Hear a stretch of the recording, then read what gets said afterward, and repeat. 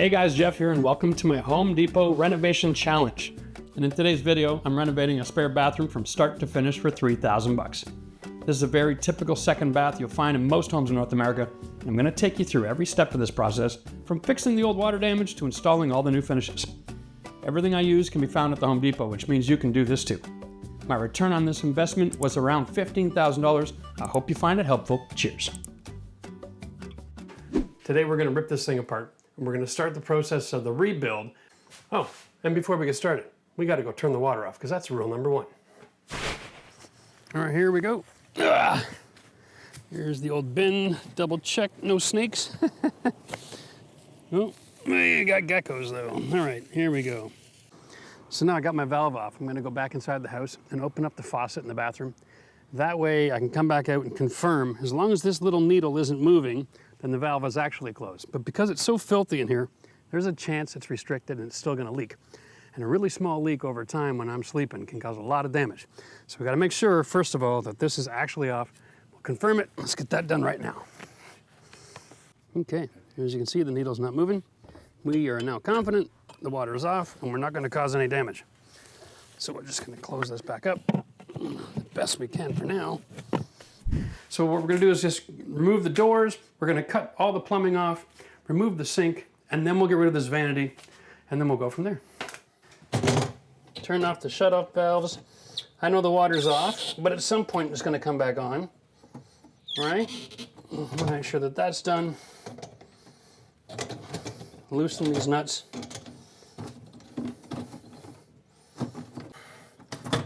Yeah. Well, whoever did that plumbing never mounted the supply lines underneath the framing. Oh well. So every sink is silicone to the countertop. We want to break that seal. Yeah, there we go. Okay. There we go. Nice. That's it. Now we're done with the plumbing. We can start tearing things apart. Well, generally speaking, these old vanities are all like stick framed in place. Be careful, Formica is sharp, okay? Here we are.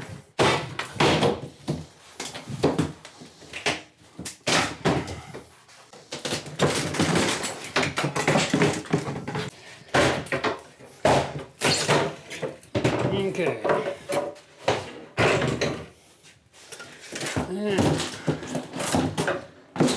There goes a vanity.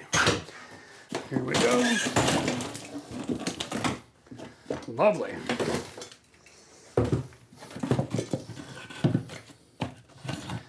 Welcome to 1980 construction technology.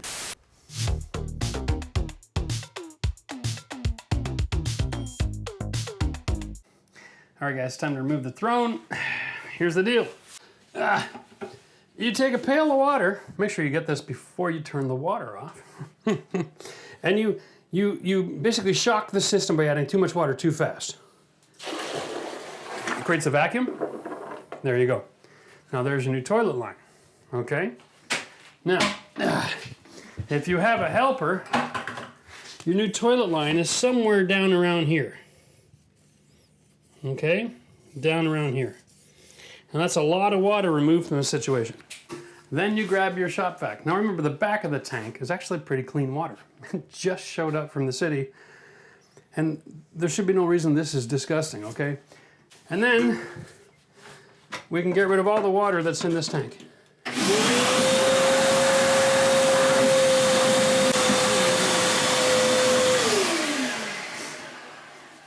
Now I can actually reach in and take off those two bolts and separate this from the bowl. All you need is a great big Phillips flathead screwdriver. Hold the nut underneath.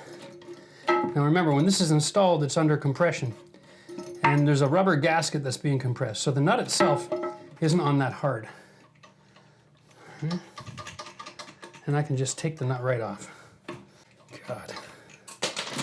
There we go, that one's done. That's all it is, just a nut and a washer. Okay.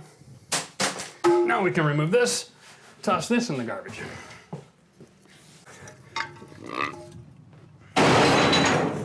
Now it's okay to smash stuff as long as it's in the bin not in your house. Now the toilet itself weighs about 50 pounds, okay? So let's get the rest of this water out and get it down to almost as close to zero as possible, because when you're working by yourself, you don't want to have that coming out the other end when you pick it up, going all over your leg.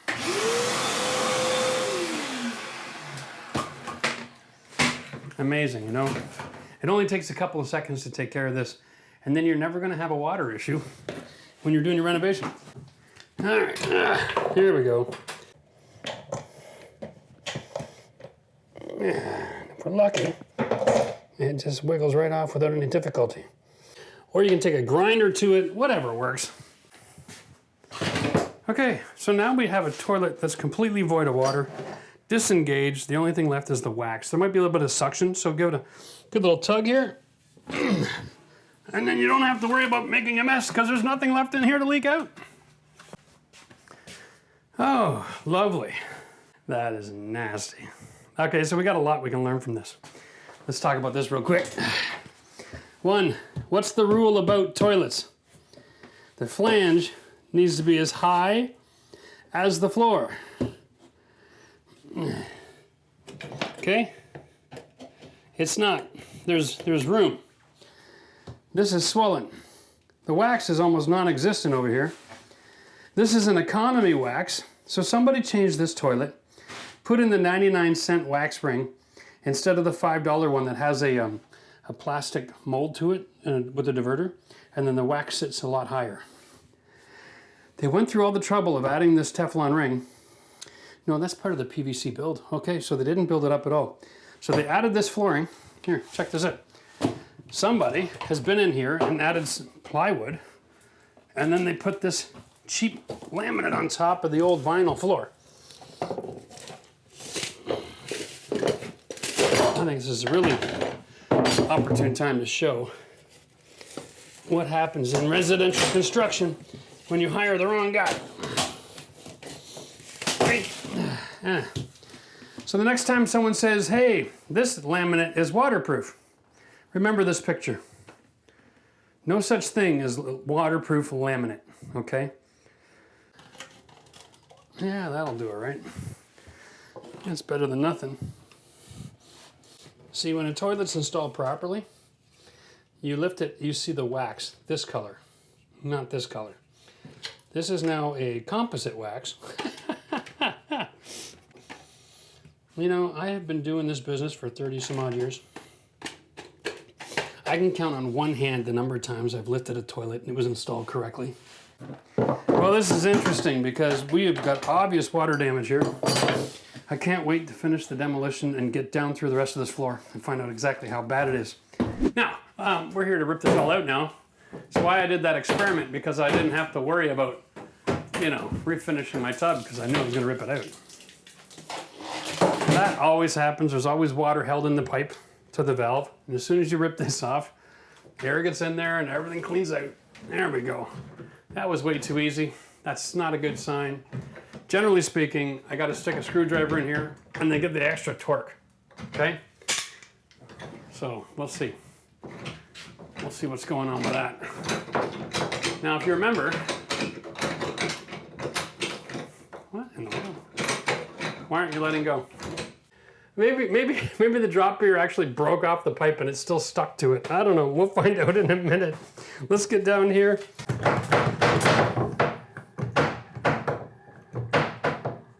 Oh boy. This is just a twist off. Nice. Nice. There we go. So all that plumbing is attached in behind and slapping around in the wall up there. I don't know about you, but I'm dying to see what I'm going to find.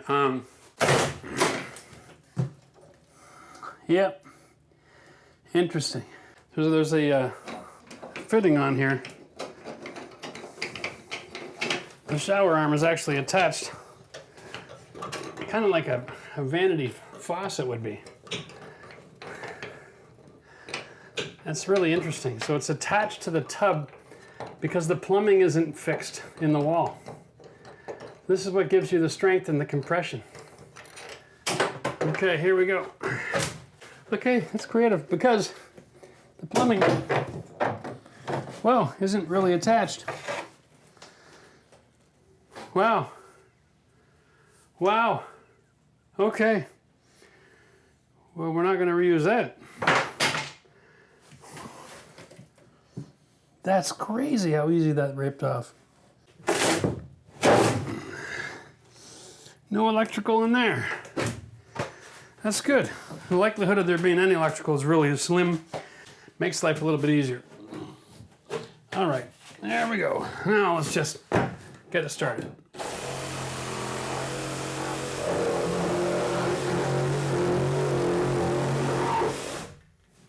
Like butter.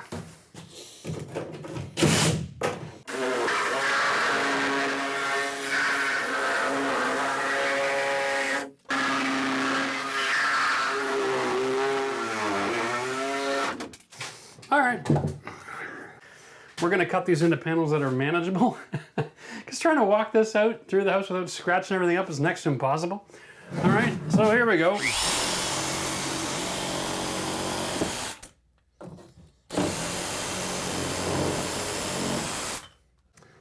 There we go. Now the tub is officially disengaged.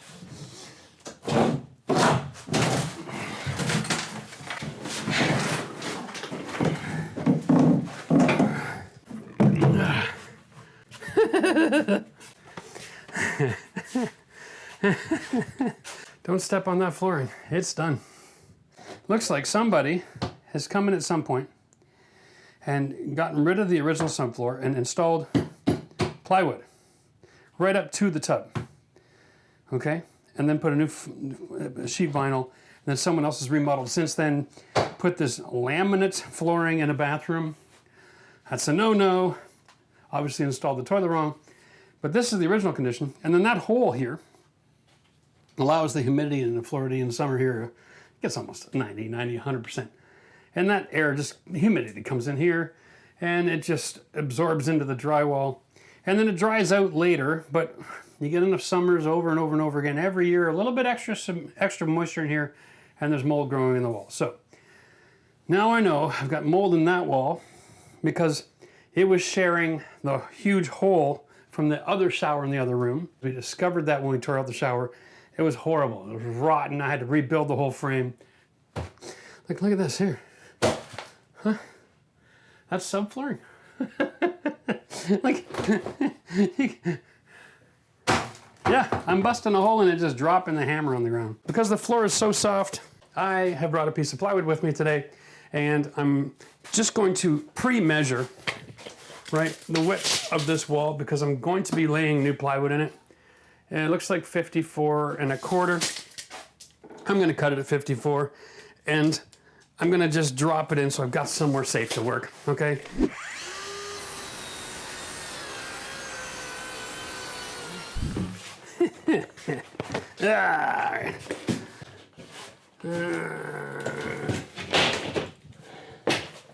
Yeah, that works.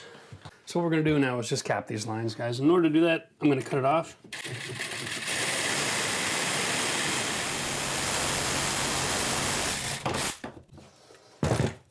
Okay. Then we're going to deburr. Now, I am going to be converting this to PEX for the purpose of the shower installation. Okay. Today we're just going to get a cap so we can get the water bag on. Here's my glue. This is ABS to PVC green. It's expensive. It's $2 a little jar more than the regular stuff. But the regular stuff requires you to use a primer. This is really stinky too, by the way. So you put the product on the cap and on the pipe, and you push them together. And because it's CPVC, you got to hold it for a few seconds. The solvent works really well, but it always wants to try to jump back off the pipe. We learned that in the last bathroom. So I'm just sharing what I've learned. I'm not a master plumber, but you don't need to be a master plumber to have a couple of tricks up your sleeve. Let me tell you. There we go, that's done. Now we got to go back outside, open up the well, and turn our water supply on at the street. while the toilet is filling. This is going nice and fast. Should be only about 10 seconds and it should pressurize. Otherwise we have a problem and I'll turn it back off again.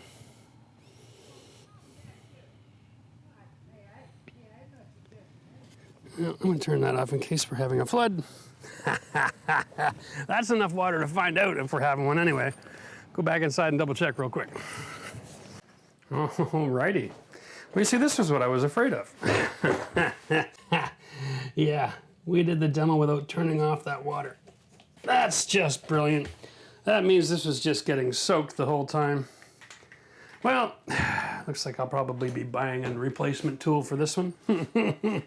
It'll work for a few days, but it'll probably just go to rust now. Oh well. Lesson learned.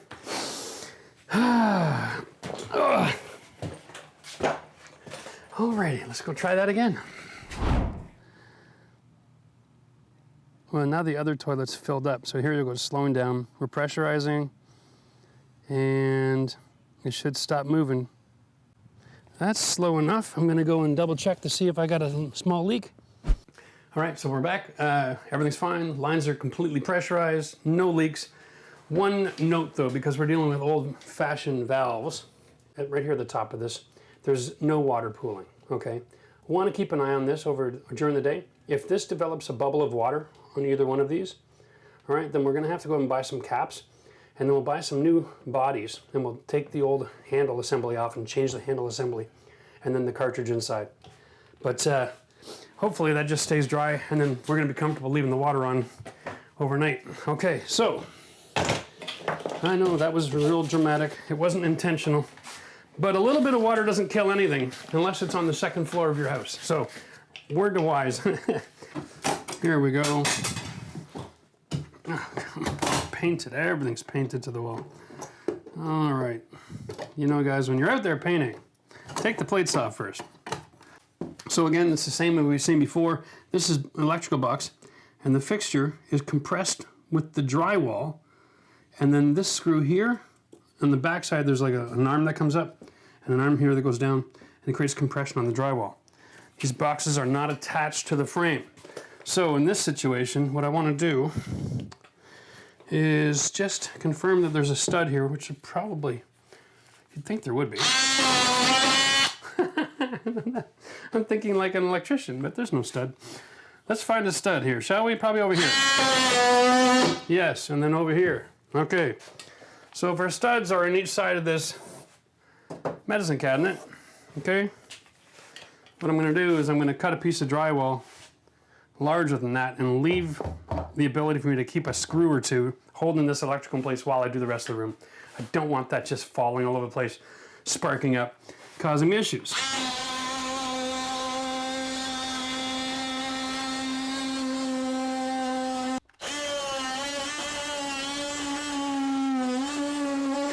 All right, so now when I tear off the wall, this will be left alone. And just to be sure of that, I'm gonna go grab a couple of screws and stick them in. There we go. We'll take out the medicine cabinet.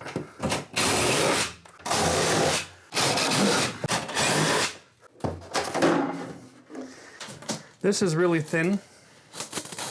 And what we're gonna do is just kind of add a little bit of pressure here and there. And the mastic should give up the ghost before the glass. Okay? The reason I'm wearing gloves is in case it breaks the opposite way. Here we go.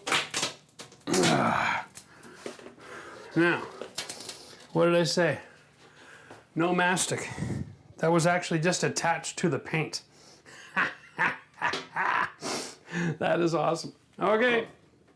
Yeah, I think it's just time to get it with the hammer and go nuts a little bit. There's framing there. Now, if you've been watching the series, you know that the base of this wall is covered in mold because it shared a wall cavity on the other side of the shower with the other plastic shower. So we're gonna expose some of that right now, actually. Yeah, that's when you know you have water issues, when the paper's peeling off the gyprock. Okay,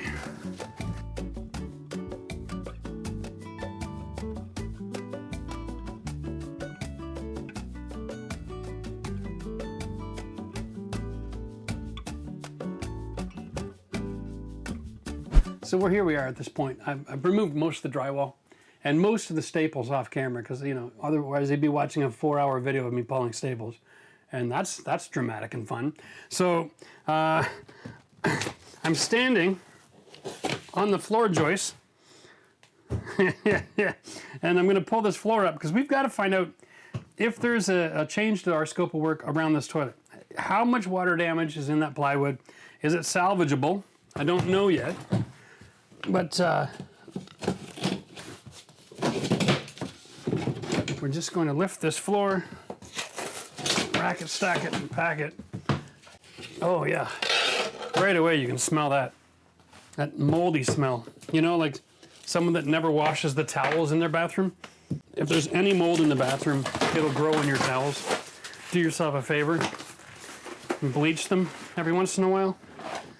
Here we go. Well, that's pretty crappy, huh? We saw that coming. All right. Oh, yeah. Well, at least they saved 50 cents on the wax. Okay, so now I've got to cut the subfloor out, reset this. Brilliant. I've got a floor joist here running underneath this. And the more this rotted, the more this flange fell in, the more the water came out, of course. Now we know. All right, so the way I'm gonna do this is I'm gonna cut a square. Try to right on the middle of the joist if I can, okay? And then I'm gonna cut a piece to replace it. I'm gonna cut that piece in half, and then I'm going to cut the hole and slide underneath the existing flange so I don't have to redo the plumbing. We'll do that in a few minutes, but I wanted to point out one more thing. Ooh, nail. Check out the thickness of this subfloor. You know, the majority of this house, we put new 5/8 tongue and groove plywood over all the old subfloor because it was soft. But this is just swollen. This is 2 inches thick and it was a 5/8. Now it's like 3 times the thickness. It's just powder. Look at, just powder. All right, now there's a lot we can learn by exposing the subfloor. So let's have a look here. We'll talk about all the different water issues we got going on. All right, first of all, there's one relatively solid panel that I can sit on. That's nice. Let's start with this. It's possible that this drain had a leak. It's not a guarantee that that tub was a good seal, okay? And if it did, you can see how part of it is over top of the board. And that explains why it's swollen up to almost 2 inches thick. And there's also a joist here, okay? So structurally, at least there's something to carry the load of people in that fiberglass tub. But then you've got this ring, and that makes sense for what that is, all right? That's related to this hole. And there's also a lot of moisture in the wall, so I'm thinking the penetration and the vapor barrier down underneath causes humidity. And it's just getting stuck here. Now, we also have this big ring here. That looks to me like might have been a water event. And so what I'm thinking is toilet overflow. Because this ring is right here where the tub was. And remember, they didn't have a nice seal with a silicone. They had a piece of a transition, a flooring transition right here. And so there was no silicone. So anytime a toilet overflowed, it would run right to here, and then it would find this crack, and then soak up into the subfloor. And that's what that makes sense. And you can see the same effect all the way along. And this can be just from people coming and going out of the shower, dripping wet on the floor. Again, no seal, shower curtain, carrier moisture. This is why you always got to use silicone from your tub to your flooring, okay?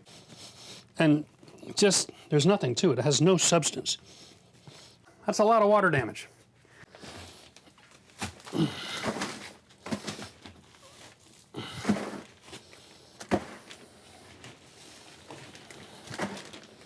Okay, so that's the insulation. Oh, there's cross bracing. That's lovely. Well, that makes my job a lot easier. I'd rather just pound away at it for a little while here. Only use a saw if it's absolutely necessary. There we go. That's better. See, that's what it looks like dry. Really strong. Okay? All right.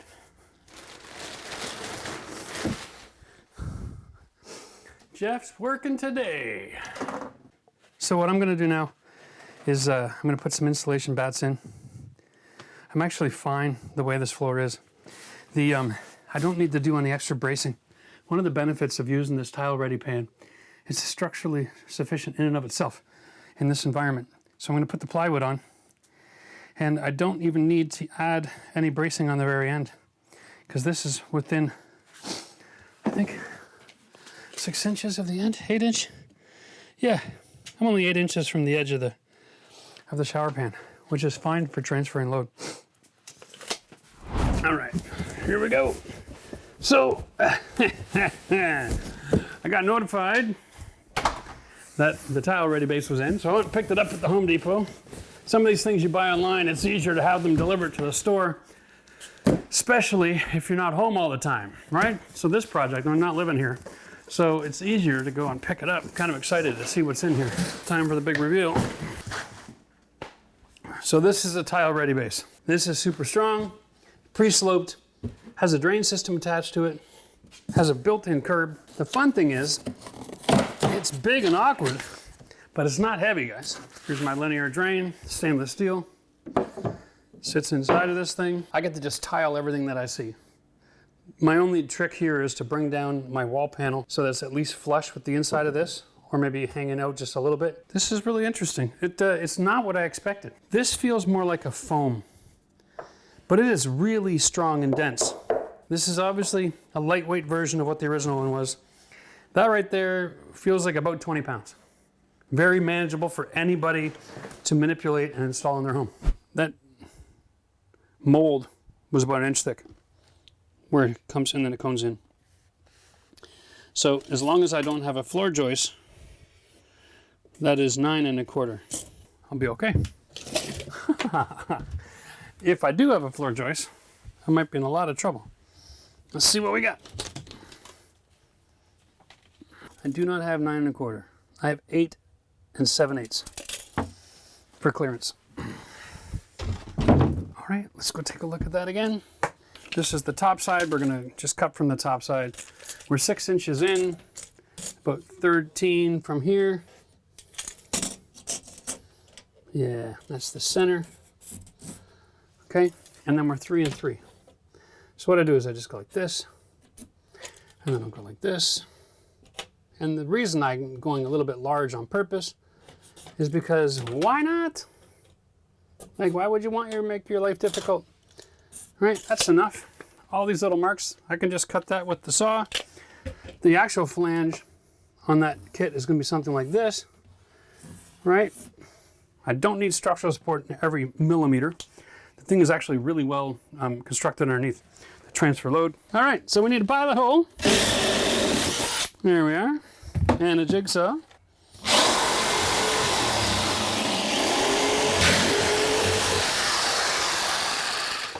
It's a great little tool. Everybody should own a $25 Black & Decker jigsaw. Now, quick mark the center lines of your floor joist for reference.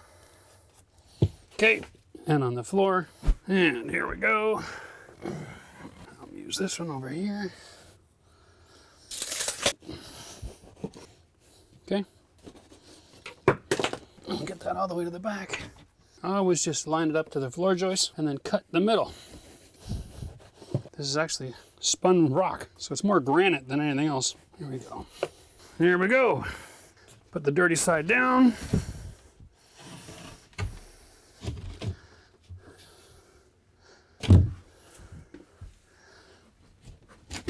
Okay. Now we got a nice clean piece of plywood. This is exciting.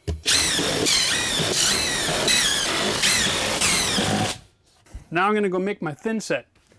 We're going to use the Schluter all set so that it bonds to the plywood and it bonds to whatever that composite is. All right, this is the stuff I'm talking about. Schluter all set for all situations, combining all types of materials.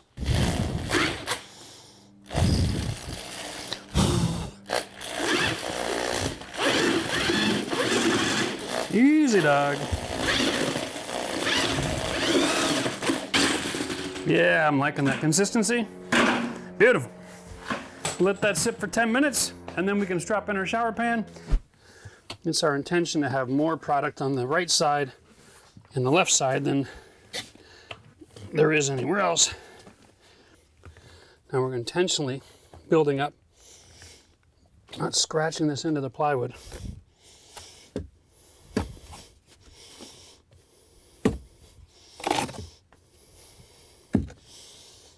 Making sure our lines are going far and away.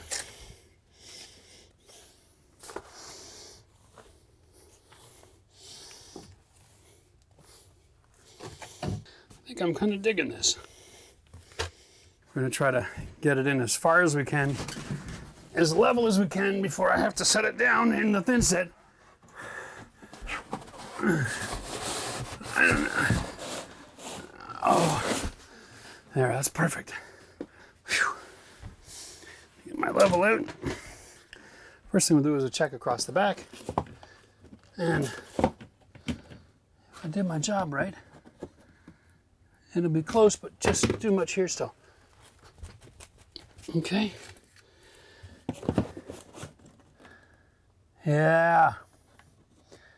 And I don't want that bubble touching this line. I don't mind if it's touching the right side, but the left side means that it's up. And even though this is pre-sloped. All right.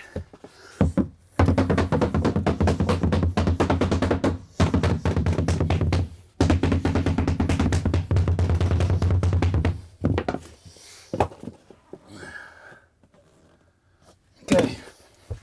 This is where this gets really interesting. Okay, because I just lifted it out of the Thinset and then sat it back down in the Thinset again. So I'm creating like whipped cream peaks underneath. All right, one more time. All right. Now that is perfectly level. That is perfectly level.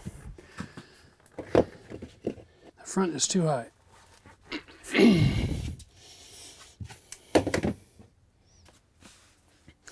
Now at the end of the day, as long as I'm level this way, if the front is a little bit higher than the back, that's not going to be the end of the world. Oh, wow. Okay. How's it look over here? Yeah, it's just a little bit. All right, so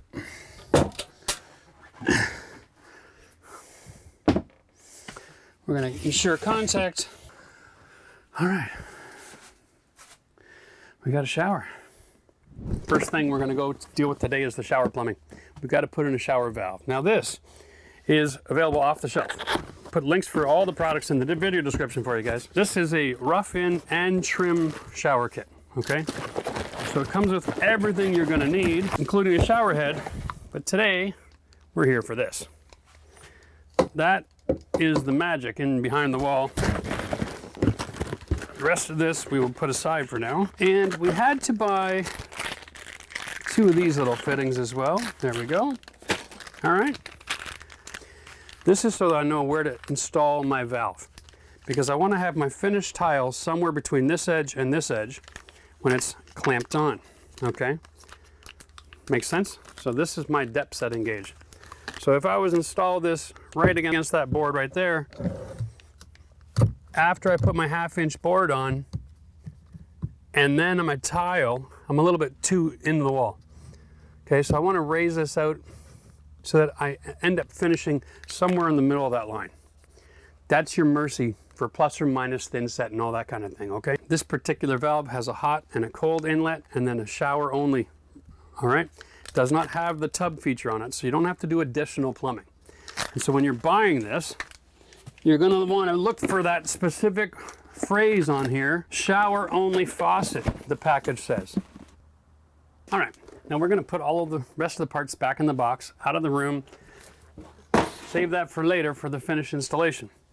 All we need to do the plumbing in here is what comes in the kit, okay, the shower valve, and then we need these PEX adapters. So this is 1/2-inch PEX by 1/2-inch female NPT, which relates to that thread. All right, bam, that's it. Nice and simple. Make sure you buy these when you're at the store. If you're not sure, open the box and double check and see if it's PEX ready or if it's got that male thread on it. This is the most standard in the industry unless they've upgraded to the PEX ready on the shower valve. That's really the only issue at hand here. And then you've got to buy this, all right? Now this is what we call a drop ear. This gets installed in near the ceiling for your shower arm. It also is a PEX connection, okay? And that is the type of plumbing that we're going to use today. Now we're going to take our Teflon tape, and so that you can visualize this, this is my threading. We want to wrap this on clockwise, okay? Just hold it with your finger over here. Give it a bit of a stretch. And I'm going to go 5 times around. Okay? Now, I'm going to take the fitting and I'm going to go counterclockwise until I feel it sit in the thread so that I'm not cross-threading it. And just do it by hand for now. We'll tighten them all up when they're all on. Once again, hold it with your finger. Come around. 2, 3, 4, 5. And putting some tension on it the whole time so that you're exposing those threads. If you put it on loose, it's going to get all mangled as you twist it on. But if you put it on nice and tight, and it acts like a lubricant as well as a sealant. Okay, now, doing that hand tight is never going to work. Okay, it's always going to leak. One of the most common leaks in the wall is the shower valve at this connection. All right. One of the benefits of this is you can increase your torque by putting on a wrench. Okay. Now, you shouldn't have to use an insane, inhuman amount of strength here. Ladies, you can do your own plumbing. Okay. Okay. Make sure all of these are nice and tight. And of course, once we get this installed, we're going to turn the water on and do what we call a pressure test. Make sure that nothing's leaking. We've got to set our depth here on the wall and our height. Yeah, let's see what we got. Here we go. This is a nice height actually for installing. But as you can see here, I'm right up against this 2x3. And it's going to be buried in the wall too much. I want to come out about 3/4 of an inch. So it'd be nice if I had a piece of strapping, then I can just laminate right on there. That would be ideal. Let me go see if I can find some scrap wood. Alrighty, now one of the things we're going to want to do is mark a center line. There's a couple of different ways to do this, but one of the things you want to pay attention to in your building is you're going to be constructing the shower valve and the shower head. You want it on the center line of the drain, okay? It's very intentional here. So we're going to draw this line. We're using my laser level and mark a C on here, okay? And I'm going to put one underneath here as well. I'm going to put one up here. Anywhere that's going to be hidden, I'm going to use that as a reference for all my locations. Now that we've got this, we've got to make sure we just orient it properly. It actually says up on the valve, so you don't get this installed crooked or weird, okay? And this valve has 4 holes. 1, 2, 3, and 1 back here. 2 of these are for mounting to the wall, and 2 of these are mounting the finish trim, that chrome cover, after the fact. The one that gets mounted with the chrome cover is a machine thread, okay? And there's a special screw for that. This is just a hole. This is for mounting to the wall. Now the secret here is to use a 2-inch screw, okay, to mount this. We'll put the center line, this is the back, you can see a center line on it, okay? We're gonna lay that right on top of my black line. Nice and easy first, okay? Make sure that those 2 shower valve inputs are horizontal. There we go. Shouldn't have any wiggle to it, okay? Nice and installed. Brilliant. Now, the next thing we're gonna need, obviously, is the drop here. you're gonna find that this depth is, I think it comes out to like a perfect 1 inch. Yeah, okay. So, because it's a perfect 1 inch depth, this material here is actually 2.5. Okay. I'm going to add a piece of 2x4 here, and that's 1.5. That gives me 1 inch to the surface. That's perfect, because we're still going to be adding, you know, our wall board and our tile. So if you put this too deep in the wall, the shower arm that comes with it only has about a 5-inch stub. And so you don't want to lose 3 inches of that in the wall. All right, so you want to get this right close to the surface of your wallboard installation, whether it's drywall or cement board or Ditra or KERDI-BOARD, whatever you're using. All right. And we need a couple 3-inch screws for this one. 2 number 8 construction screws is more than enough to hold a piece of lumber in position like this. Now what we want to do here is we want to install this, but we don't want to tighten the screws up. This one you want to leave a little bit loose until after you get your pecs on. And get it nice and high. Think about the taller people in the family or in the world if you're planning on selling your project at some point down the road. It's always nice to be able to get a shower height that's in and around 84 inches. All right, we need a little bit of wiggle room here so we can do our plumbing. Okay, that's what we've got. That's established, that's established. I've got the water off already. Okay, so we're ready to go work down here now. All right, guys, I'm using a fine tooth metal cutting blade in order to cut my plumbing here. All right, and this is a one-hand reciprocator. It's a great tool. And we're just going to cut this off. And now we're going to use the knife to ream the inside.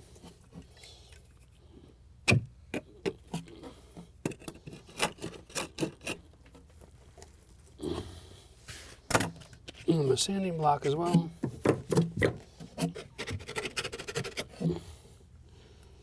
Want to try to make sure we got our plumbing as clean as possible so we don't have debris entering into the shower valve. Okay. Now,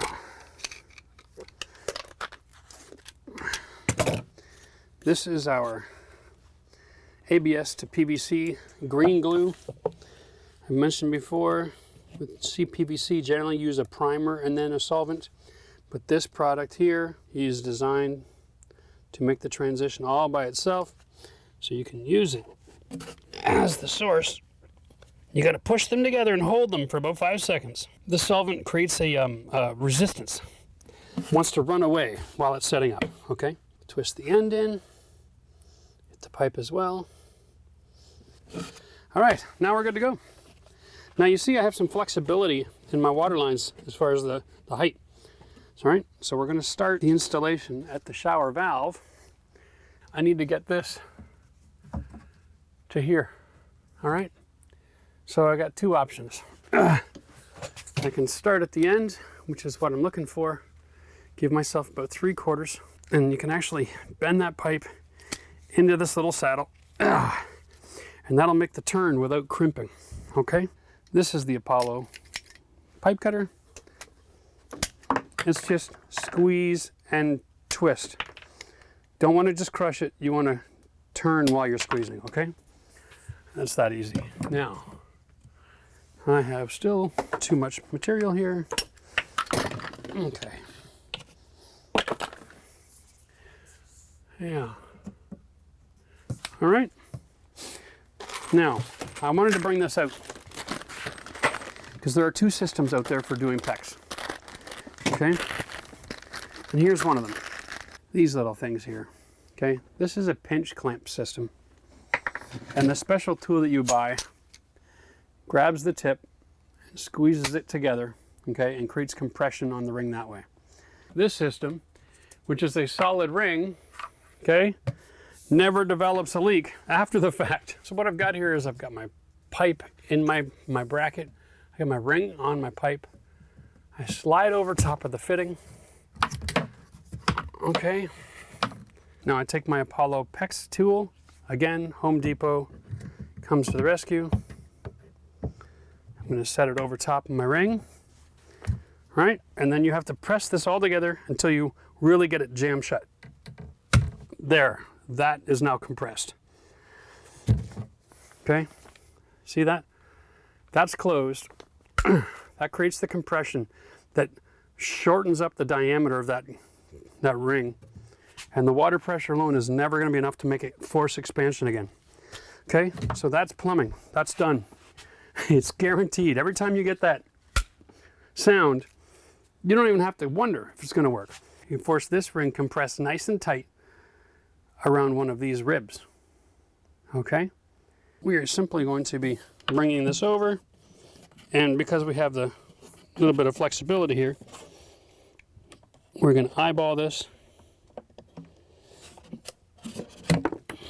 Okay? And you got to have a system here for this PEX stuff, okay?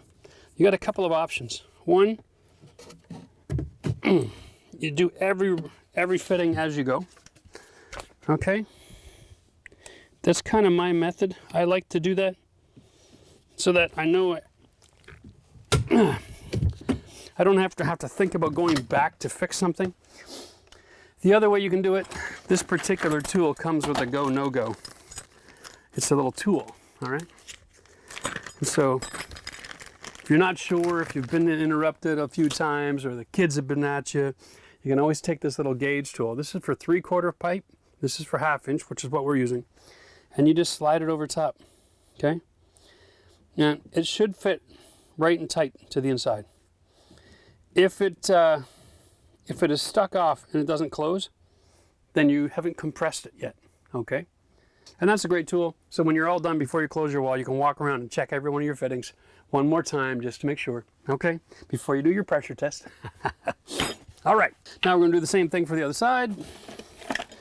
And just for fun, because it's nice to be able to visualize these things, we are going to go with the red PEX, which represents the hot water supply. Always put on your ring. Here, this is a better angle to teach from anyway, okay? There's our 1/8 to 1/4 inch. Set that ring where we want it. There we go. There we are. Done. Perfect every time. Now we got to go one more system here. There we go. Now we're going to do the shower head, okay? Now, you see how that's going to want to slip off on you? We're going to take our pliers and just give a bit of a compression. Okay, that way it won't slide around. And then when we'll come in with this, the nature of that tool will create the perfect circle. All right, so it's okay to kind of egg shape it a little bit.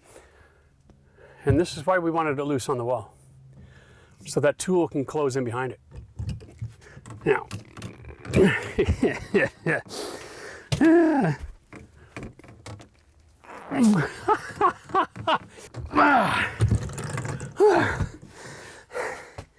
I did it that way to show you. It's easier if you attach all this first before you go and install it above your head. Okay? You're welcome. Now I don't have to learn the hard way. All right. Woo! Now, we just come down here and we're going to measure, eyeball it. Okay? It's okay if you're a little bit longer. All right? You just can't afford to go short. Okay, now we take our ring first, and the way you do it, you just bend this pipe to make it shorter. There we go. Nice and easy. That is the beautiful thing about working with PEX. Okay, got all the leverage in the world when you're below your face. When you're above your head, that is a hard tool to operate. Our plumbing is done. Believe that or not, eh? Here we go. The only thing left to do is do a pressure test on this thing and make sure that we're good. So before we can do the pressure test, we want to go get our trim kit and grab the handle assembly. Here. I'm pretty sure this one operates like this. You go on and then off. But it doesn't have a positive stop. Ooh, fun. Does it pull out? Nope, it's just on and off. We have no idea where the off is. This will be interesting. I have one more secret weapon that I got to show you for this. Hang on. Here's the $1 million tool. It's $1.89. Okay. Yeah, right? This actually threads into your shower head.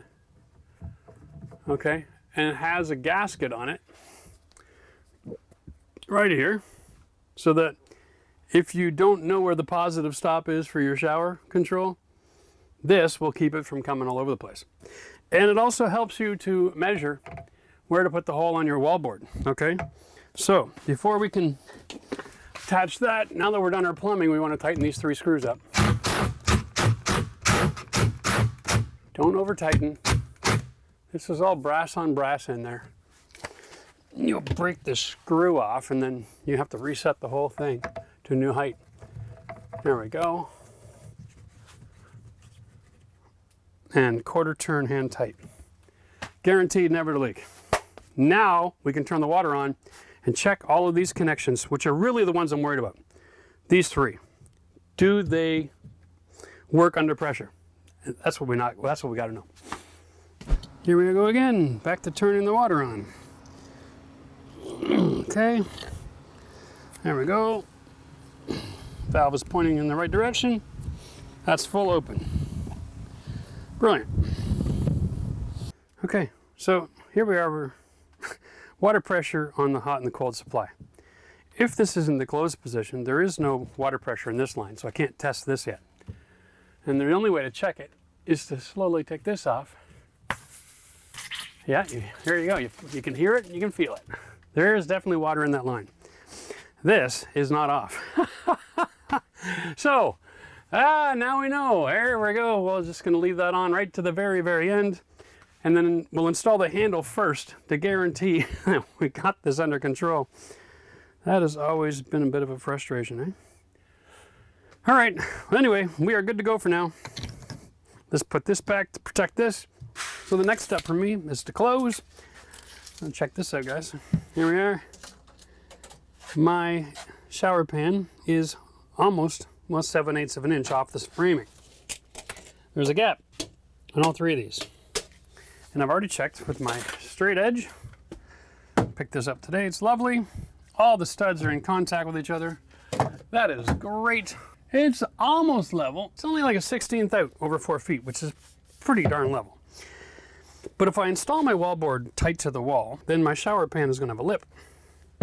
So what I have to do is I have to find a way to shim the entire wall. So I have a system for that. It's called a wet shimming. I'm going to go through that in just a minute. And then if you do that on all the walls, your tile work goes really simple.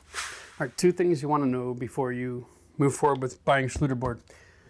Find a supplier who's got it in stock, like a Floor & Decor or a Tile Center. I'm finding that the Home Depots are very inconsistent with their inventory on this product. You can definitely get it online from thehomedepot.com. The other thing you want to think about is how you're going to install. So most showers are 5 feet wide with a 3-foot wall on each end. That's an 8-foot panel. So you cut your 5s horizontal on the back wall, you'll use your leftovers on one side, and use a full sheet on the other side, okay? So 3 sheets does a whole tub surround, and it should work out really well for us. 54.5 is my measurement. Of course, this is all grid, right? Really easy. Make one mark, I can just grab my knife and go. I don't have to think twice about this. I just cut in the middle of all these squares. Alrighty. And it doesn't have to be perfect because we are going to be doing an inside corner here. It breaks like drywall. And then you can cut from the back side. There's our panel. And there is the other wall. Boom. So before we get started, don't be afraid of your magic marker at this point. We're going to mark the shower pan where our studs are, so we know where to put our screws, okay? And I marked this stud because this is a jack stud to hold up the support for the window, but this one goes all the way through to the ceiling. Here we are, okay? We are tiling over top of the shower pan later in the program, so we have the added benefit of not having to worry about the magic marker. All right. It's almost too easy, guys. Here we go. There we go. Yep, that's a wall. For the purpose of this argument, I am using 2-inch construction screws just to pin it in place, okay? And just putting 2 on each side, nothing too crazy for now. The next one is going to be the same measurement, 54.5. What I do have to do now, though, is figure out what I'm doing with this.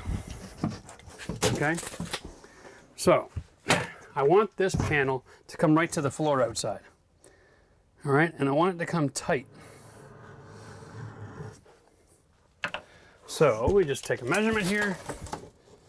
4 3/4. That's the measurement we want to the top of that lip. 6 inch. Okay? There we are.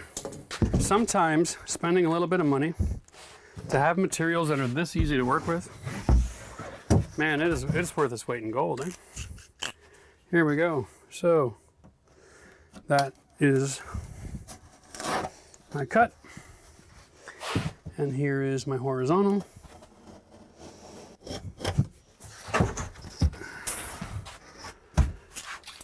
And now we're going to just push through from the back side right down,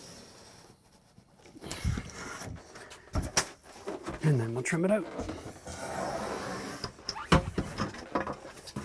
Okay.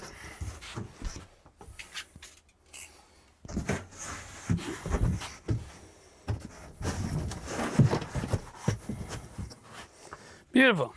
Now, we have this little green thing here. We are able to draw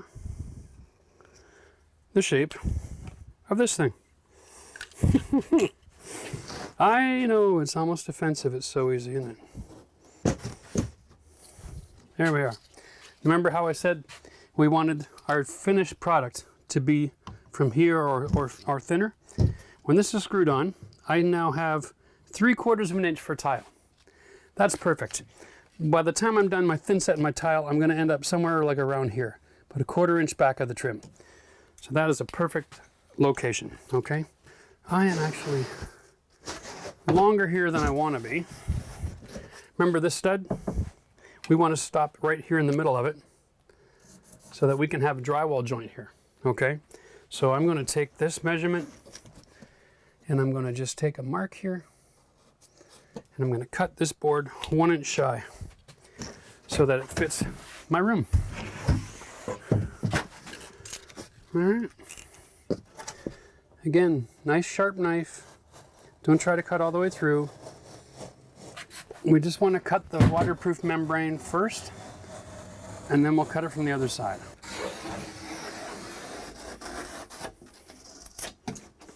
All right. Now you can see my issue. I'm going to come back, put a straight edge here, line it up so I get that 3/4 exposed. I think I like that. All right. Take my marker. I'm going to draw that line.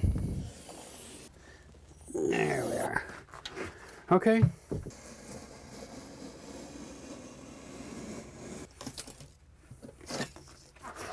All right, there we go.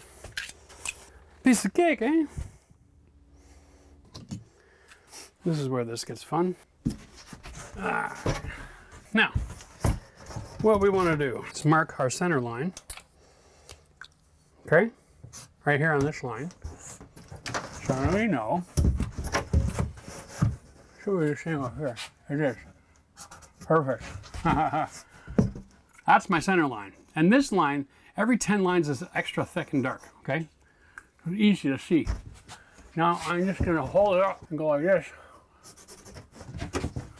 I mark the cross line, and I just bring those 2 lines together on that grid.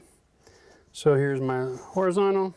I'm up from the dark. There we go. That's my center right there. That hole is 1 1/4 inches. So I want to go a little bit wider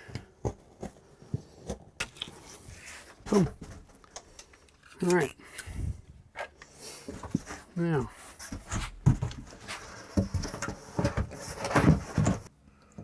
and I'm tracing. Okay? Do yourself a favor, guys, by the way. When you're doing this, work with a really sharp knife. So, make sure your knife is sharp. Any good chef will tell you a sharp knife is the difference between cutting yourself or not. Okay. There we go. All of this should be close enough. Okay. Anytime you're doing a patch, you want 2 inches of the membrane on each side of the gap. Okay? It comes in a 5-inch band. It's called Kerdi band. We'll get to that a little later on. But as long as you use that 2-inch rule, you're going to be just fine. Now, my stud is installed level. So I can just line this up, put it to the ceiling, move my bubble to the level mark, trace it, and cut. Pushing all the way through and driving that knife tip into that stud. Perfect every time. Jeff's got to think. Uh-huh. Because he's not thinking right now.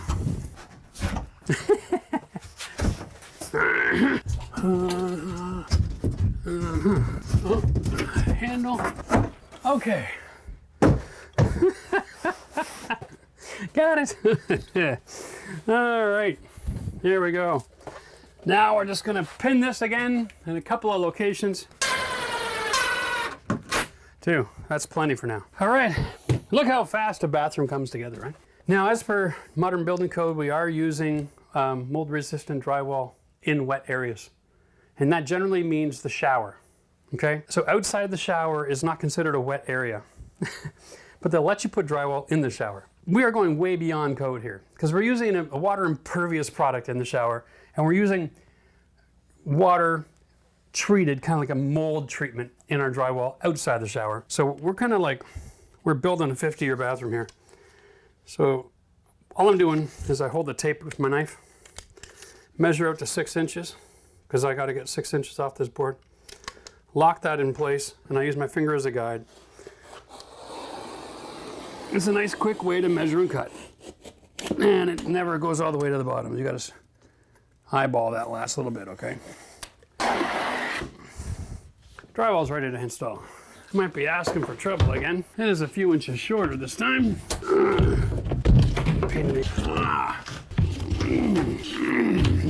Whoa, whoa, whoa.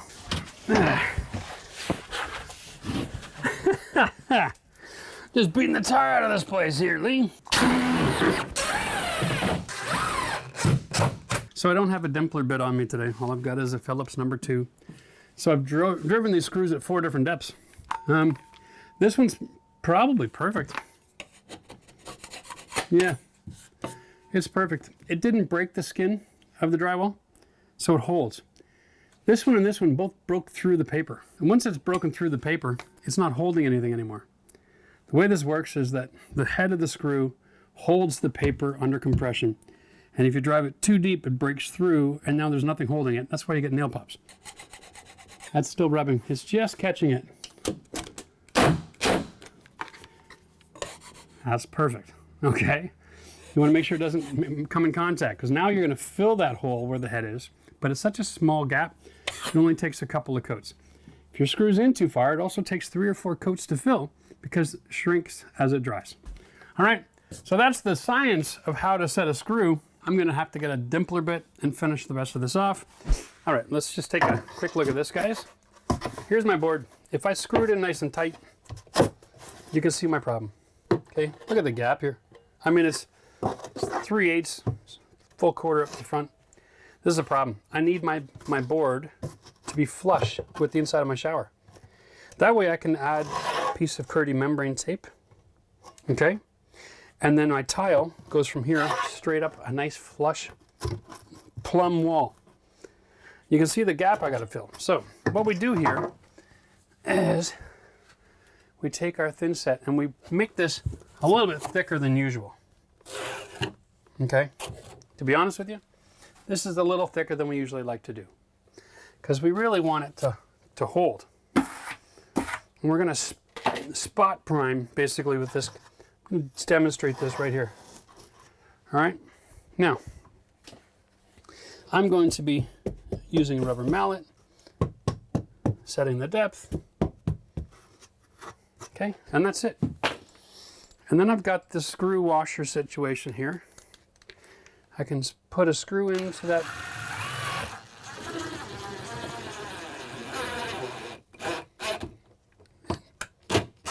And back that right out to where I want it. Okay, I just need a couple of screws to hold this in place. And then I'm gonna have a perfect scenario, okay? Now, if you push it in too far, you can set your screw in your board, in your Kerdi, okay? And you can pull it back out again. And you'll see that the mud whips together, okay? And you can reset your board, all right? So that's how basically the process. We use extra mud. We start proud on purpose. We throw a couple of these tough washers in, tap it all in place, use a nice 4-foot level to make sure we're nice and flat.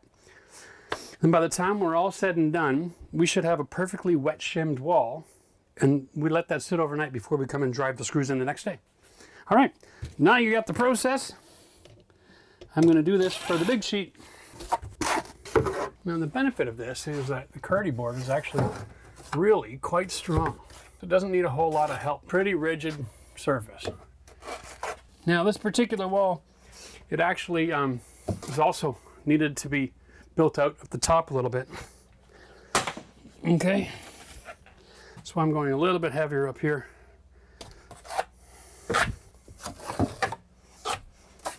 There we go. And yes, we're working with Thinset. It's always going to be messy.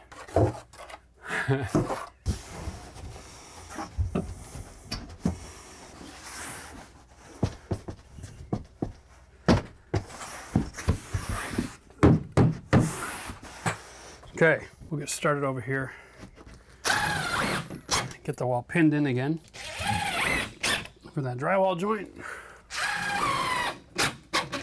Because we're pinned nice and tight here, I'm going to start here trying to make this one the perfect depth. Okay, so we'll set our screw, because we know we have that 2x6 in here, right? Perfect. Okay, remember this is temporary, so it's whatever amount of strength is necessary to get that flush to get started. And then we will level from there. Now, if you don't have access to the Schluter screw heads like me, you can use this. It's a torque washer. Now, so this is the wall board as it sits, not level. Then you can push till you get it level. But instead of using the mallet and pushing, I'm going to prefer to use the screw and the washer, okay, at the 4-foot mark.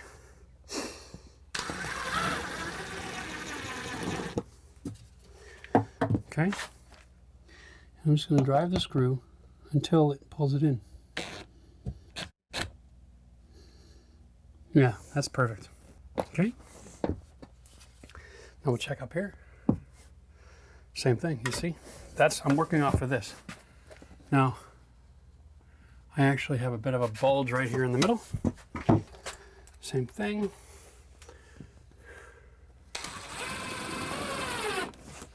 I'm going to drive that in just a little bit more. Perfect. And then you let it sit. Look how nice and flat that wall is now. Okay, and we'll check the top. Yeah. Okay guys, it's next morning. My Home Depot delivery did arrive. This is a good thing. What I got here is the Schluter KERDI-BOARD fastener system. Now, I've already taken it out of the package and I've been installing them, but I wanted to show you. This is a stainless steel screw and a stainless steel washer that has these teeth in it. So here we go. This is the magic right here. This is our structural element, okay? And the way this works, let's start somewhere really obvious, okay? Between two boards. This is a great way to show you because you don't have to use a bunch of fasteners. You can cheat. You just push in where you know there's a stud. okay? Anywhere here, you find a stud. Then you start your drill. If you don't hit wood, because it's foam, you'll push right through the other side, all right? So this is how you install the fastener. Now, the secret here is to make sure that the screw and the washer are recessed. Shouldn't make any contact. All right, see that? Now it's recessed. It's not standing proud of the wall. So it won't affect any of your tile installation, okay? Now the rules for these fasteners are really quite simple. You need to have one fastener every 12 inches, okay? And no further apart than 24, which is important because on this wall over here, I'm 22 inches from stud to stud. So we're gonna be fine with that. So as long as you follow those manufacturer recommendations, okay? And for the record, my drill is 10 inches tall. So I always just use that as my guide. When I see it sink in, I know it's in far enough. Every 12.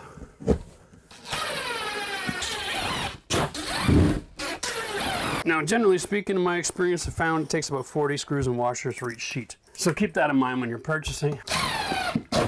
You don't want to sell yourself short on that and then have to order more to finish the job. I think it's almost time for final inspection, see if we have enough fasteners in the wall. Okay, 12. Yes. I'm going to put one more in on this corner over here. Remember, we can go 24 inches wide, so don't get too crazy, but yeah, get rid of that deflection. We can move on with the waterproofing membrane KERDI-BAND installation. So here's the waterproofing membrane process. This is called KERDI-BAND, all right? It comes 5 inches wide. And the reason behind this is simple. The waterproofing science here, there's a rule, and it's a 2-inch overlap, okay?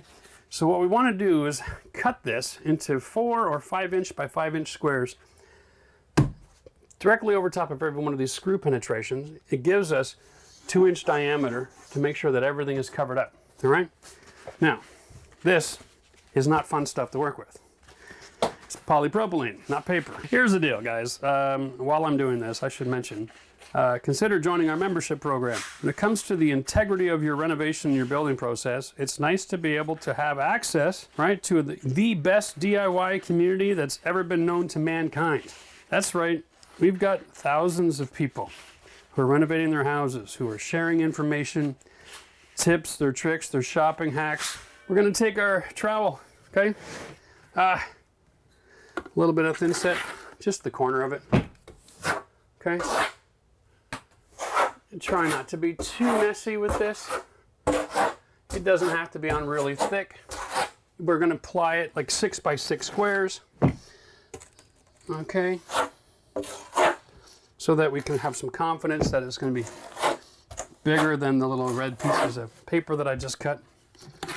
Here we are.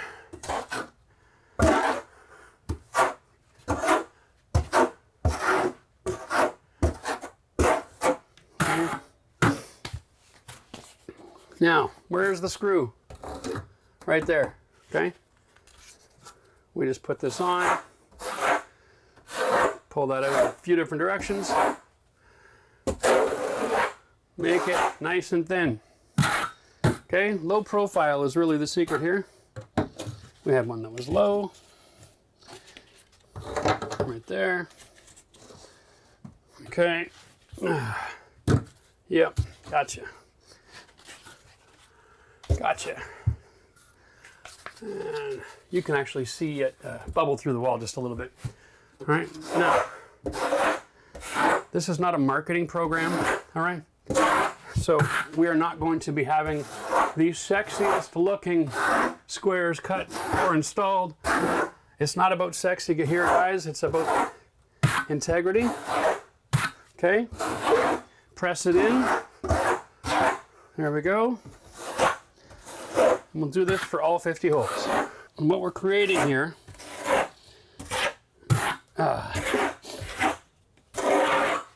is a bond of 2 layers of plastic with the modified Thinset that has a resistance to water wanting to penetrate. I'm just going to get through all the rest of these screw holes.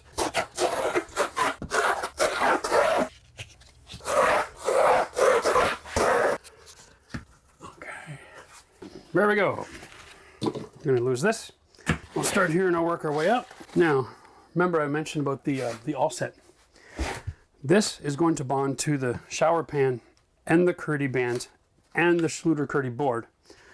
So we just put one great big bead of this on here, and that fills our gap between the board and the pan and provides us all the protection that we need. Put that right there. Now what you're going to want to do, grab your drywall knives. Okay, I got a 4 and a 6 inch. The 6 inch is obviously wider than the Kerdi band, all right? So it makes it a really easy application. Use the 4 inch to hold it tight, and the 6 inch to run smooth. Okay? In this case, I'm coming in contact with my shower pan a little bit. We are just going to make that adjustment. What we're trying to do is make sure that we get good bond, and at the same time, try not to create an environment where we have too much mud, too much thinset here, where it'll affect the tile installation. Okay, and at the end of the day, waterproofing is more important than your tile installation. So make sure all your joints are embedded really well, and then you just clean up your wall. All right, there we go. It's that simple. Here, we have the opportunity to install a thin set over top of the screws and the joint at the same time. Now, here's a great example. This little spot right here. Okay, you see that? That's a penetration. What I'm going to do, I had a little bit of leftover here.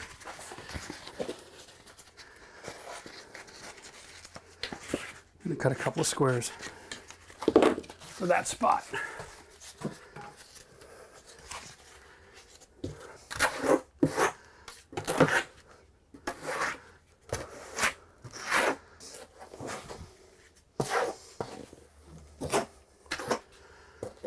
Now, we are only bringing this thin set out to a few inches past the shower, where it basically represents where the tile is going to go. Okay, here we go. Now we're just going to sit back, have a look, make sure we're happy. Man, let's do that inside corner now that we're talking about it. It's just like drywall. You can take your knife, and there is no right way to install. Your overlapping is your overlapping. You don't have to think like roofing, okay? You're just going to use off the side of the knife. Apply a nice little bead there, okay? And you can stretch it out a little bit so you don't have so much mud to contend with. Here we are. I don't know how close to the ceiling this gets, but to be honest with you, I have a fan in this room. I'm not concerned about building a submarine.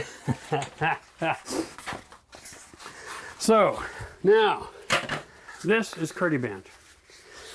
It does not come with a crease like drywall paper. Okay?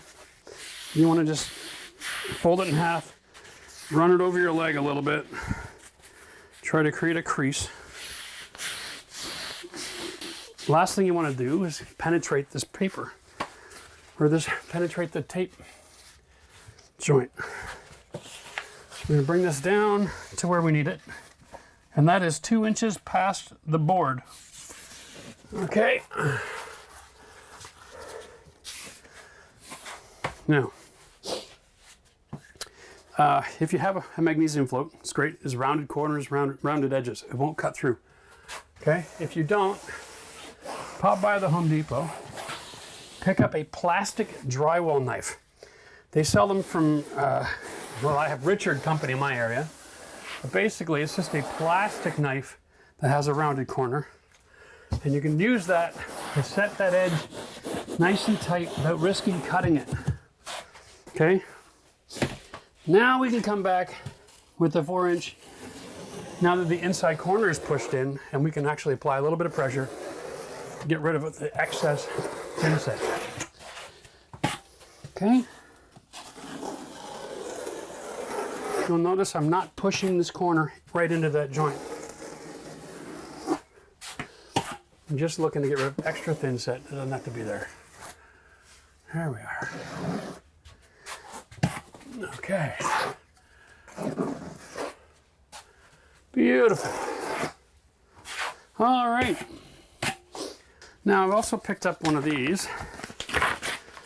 This is designed, they sell them for all kinds of applications, depending on the intricacy of your shower. If you have body jets, you can get smaller ones as well that are the same size as your pipe, okay? I didn't bother getting one for the size of my pipe up there.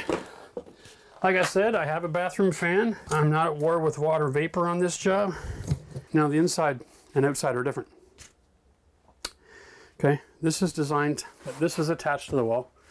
And then you have the depth of this actually into the shower area. I know that seems a little bit counterintuitive, but basically it goes like this. Okay, and then you install your tile, and then you install your cover plate. And it's designed to give you positive contact on your cover plate when it's all finished. And because this is a rubber gasket, that faceplate that goes on over top will actually seal up tight against it, so that if water comes on the surface and there's a grout line in your tile, there's a potential there for that water to penetrate in behind the plate. This diverts that water as well and makes sure that everything stays nice and dry. All right, so we have to put Thinset here as well. The Thinset is not the magic here, guys. The magic is in the polypropylene. It repels the water. The Thinset is just the substance we're using to bed this together. There we go, we're in.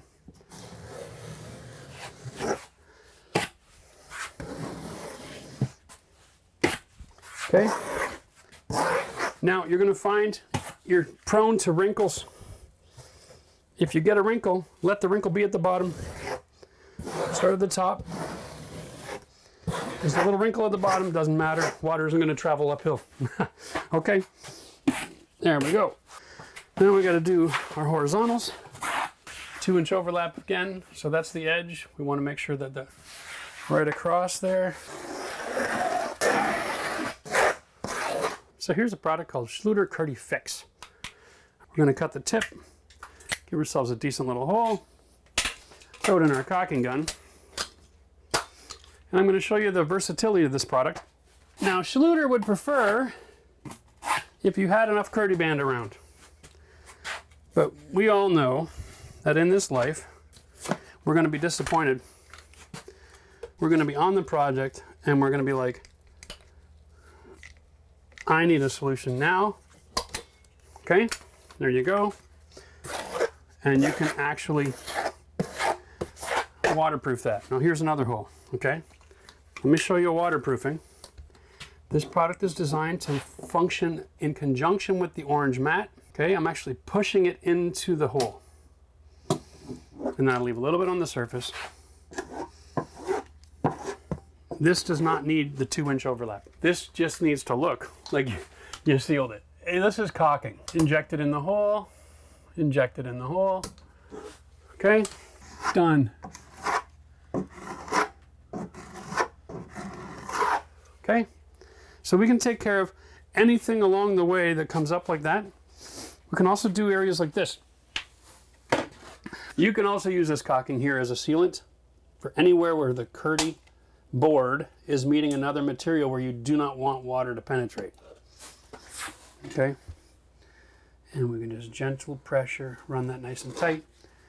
That's sealed now. Okay, brilliant stuff. Here's another screw hole. No need to cut more Kerdi tape. All right, and While we're at it, let's deal with this. Now, if I'm gonna have a whole tube of this stuff, I'm not gonna have enough application for all of it, okay? So here's another thing, my little personal cheat that I like to do. Schluter hates this, but I don't care. They're not paying me to have an opinion. Here, check this out. If you find yourself running low on KERDI-BOARD, you can seal up your screw heads with KERDI-Fix. Ta-da! There we go. When I go shopping for tile, I'm always considering the space I'm in. So I buy a tile that gives me the most potential for success and no slivers. Which is 12 by 24 is becoming a real standard for bathrooms. Because most bathrooms have an 8-foot ceiling, which is 96 inches. It's 8 tiles is 96 inches. Kind of simple to lay out, isn't it? You know where the start at the bottom, you get to the top, it's a full tile. In this case, though, we have a 90-inch ceiling. That leaves me with a 6-inch at the ceiling. And I don't want that, because that's a half tile, and that looks ugly. But I have another option. And that is to start with a ledger board. Okay? Now, if I put my ledger board here and I put a level on it, and I screw it to the wall, I'm going to have to come back after I take it off and fill those holes, but I have the KERDI-Fix for that, so it makes it really simple, right? If I just go with a ledger board, I'm going to be ending up probably closer to 7 inches off the bottom. So instead of a full tile at the top, I'll have an 11-inch tile. Now, 11 versus 12 works for me because 11 inches looks like a full tile. Make sense? And that makes my start really simple. And I can just stick this on, throw in a screw, and off I go to the races. Now when I see that line on both pieces of wood, I know I'm level. Bam. So all I'm going to do is drive this board into the framing and follow this laser line around the room to set all of my wood up.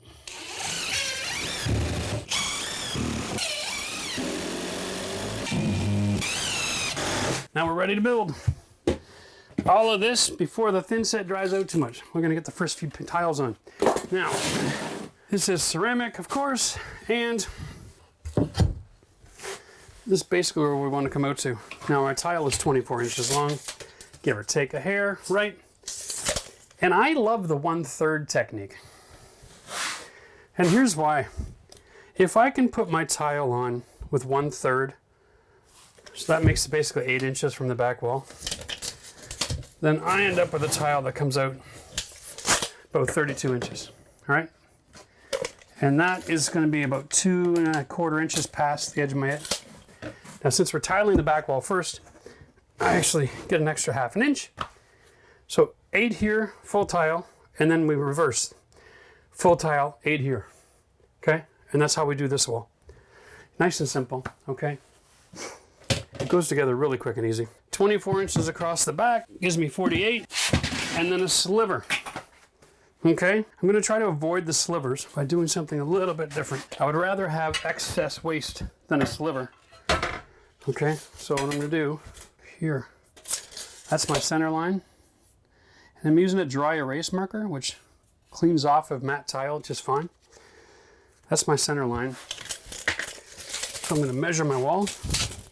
And you have two choices. You measure from the corner or you measure off center.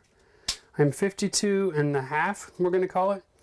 So that's 25, 26 1/4. Okay. So I'm going to put my center line on here. 26 1/4. You'll see it as we build it. We're using a 1/4 inch by 3/8 trowel. We're going to be putting on our thinset vertical. Okay. This will allow for any trapped water that might eventually one day work its way in behind the tile to travel north and south freely and find its way to the drain eventually. Okay? Here we go. Now, we're going to comb it out consistently. We're going to want to put thinset everywhere, even though we're starting in the middle. Get it on the wall. Do enough to get your first 2 or 3 tiles and cuts in. If you try to put the thinset on the wall as you go, you're going to find it incredibly frustrating. This is a trailer home. This outside wall was not wet shimmed because I had to meet at the top. So definitely Gonna be doing the backwater technique. Okay, that'll help us get a better bond. Set it on the ledge. Line these two up. Collapse that ridge, okay? That is the entire process right there.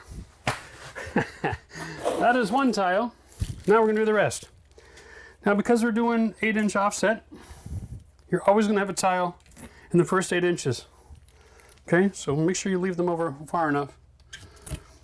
Get a wedge in behind the sides as well. All right, now all we gotta do is take measurements and then score as we go along. By the way, for the purpose of this job today, hey, I picked up a handy scratch tool.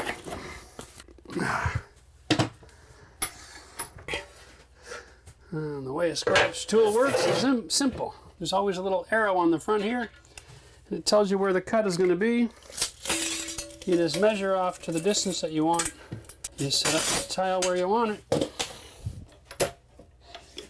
Is the cutting wheel engaged? Yep. There should be a little round brass wheel here. This little wheel. It does all the work for you. So you push this down to the wheels there. You'll hear it grinding scratch. Okay? One pass. You lift the tool, you set the pedal, and you give it a little bit of pressure. You get a perfect cut. Every single time. Now, because we're using backwater technique on one tile, you have to use every tile now. Or you're going to have different thicknesses on the wall with your tiles. Okay? Probably could have cut myself just a little bit of slack there, eh?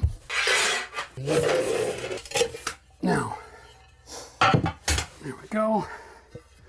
Always put the cut tile into the inside corner. All right. Wait. And these little wedges are actually designed to create compression, keeps the surface of the tiles at the same height in the wall. Okay. So I'm going to have that one. Probably need a second one over here for that edge. That's all right. So the goal here is to finish tiling the entire back wall before we go to the sides. All right? And I already see this happening. What's going to happen here is all these offcuts are going to end up being used on the shorter shower walls. Oh, I can always so messy this project. All right, because we're going to go full tile with an 8-inch piece.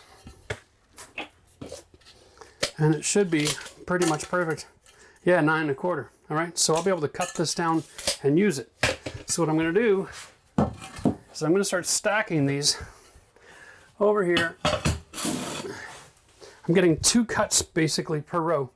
And all of my cuts are going to be just sitting there waiting for me when I get there. That'll be awesome. Now, we got enough Thinset in here. Do a couple more rows.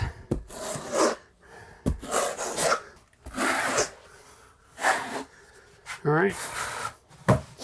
Now, we'll do the full tile first. Right here. There's my line. That is where the corner of my tile is going to go. I actually got this measurement off. There we go.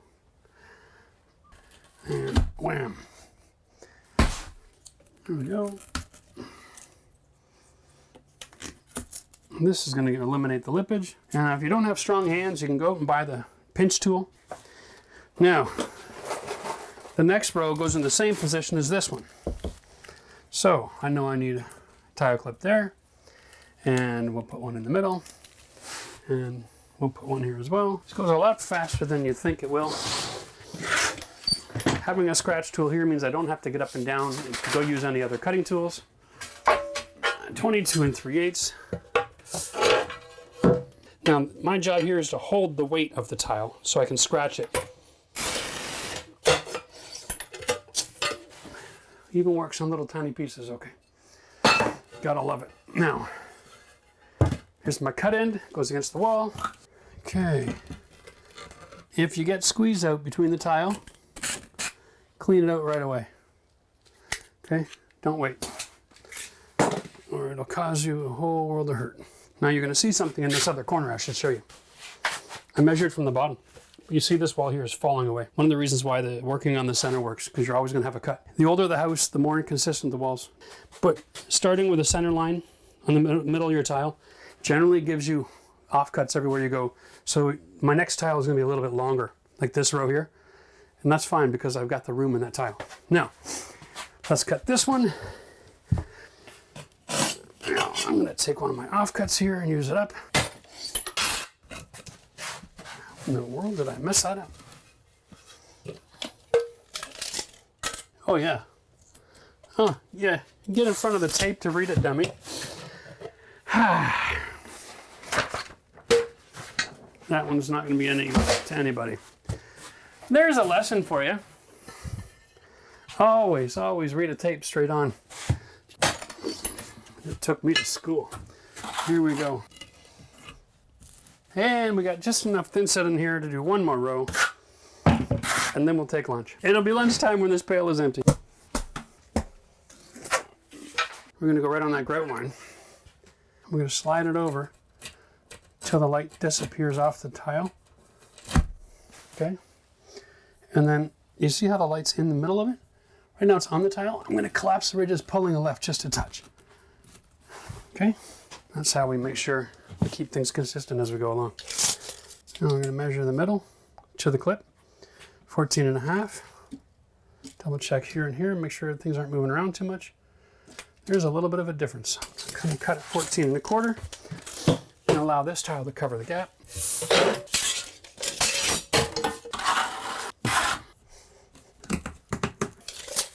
14 3/8. Now we've got to think about this because we're going to measure this corner is up here. So I want to measure this out at 14.5.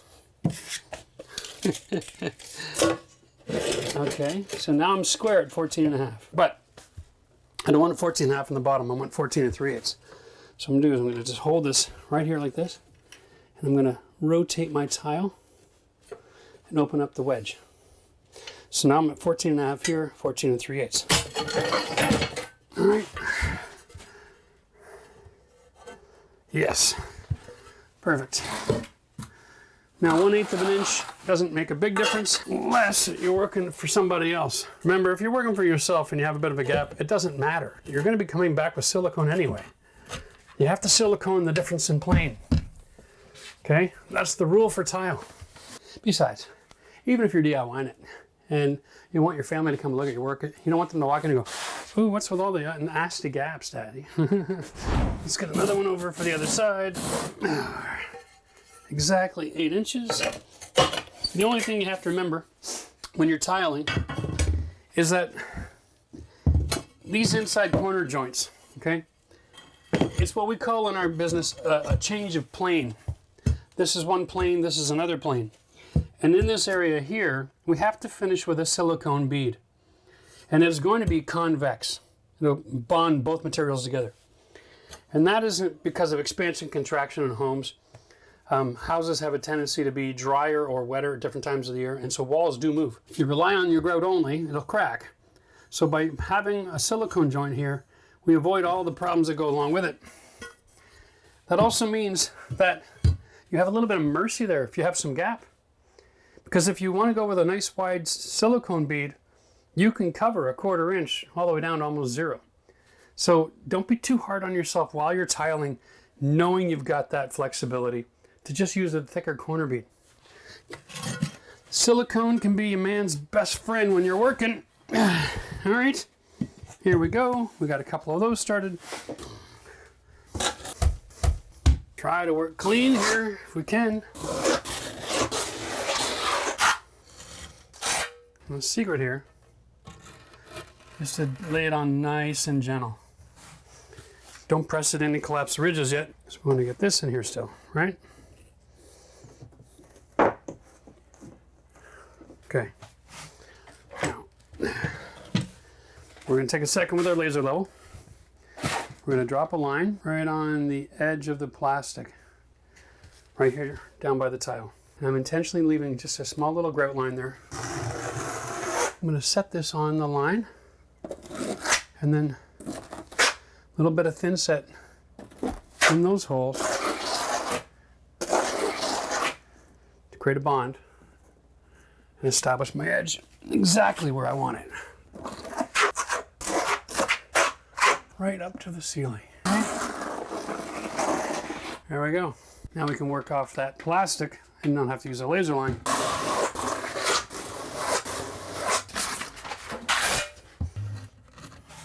Now we're going to measure from inside the plastic to this side of our spacer, 7 7/8.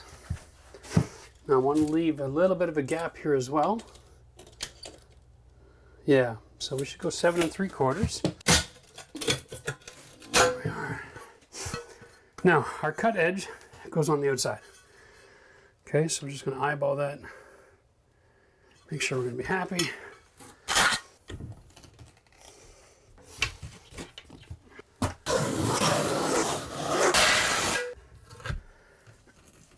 Okay, you can see how quickly this can come together. Now I know as a DIYer, guys, you got options, right? I mean, you don't always have to tile. There is an option out there. They sell a wallboard shower system that looks like finished tile, and you basically you slap these things in place and then you silicone the joints, panel to panel. The difference is there's no waterproofing system behind them. You're really relying on that silicone joint for everything. And here we're just relying on a silicone joint so that we don't have an ugly gap if it cracks. Oh, wait a minute. I'm 3 tiles high here already. I've got way too much Thinset. I'm gonna do another row on the back wall. Yeah, we're gonna go to 4 rows high. We gotta use the Thinset up. I hate wasting that stuff.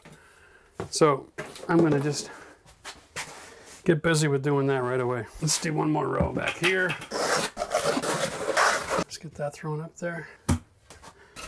6 1/4. That is the benefit of working with ceramic versus porcelain, guys. Scratch tool right where you're working. Porcelain, you need a wet saw. It does not cut as nice. A good habit with them. Here we are. Yeah. We're gonna not go any higher. So I'm gonna just clean this up before I lose my track of my plan here. Put these other clips in. Just following the pattern here. Know where the load transfer is. Here we go. Now that we got a rhythm, we got things square, we're just flying. Now we're gonna redirect our attention over to this side.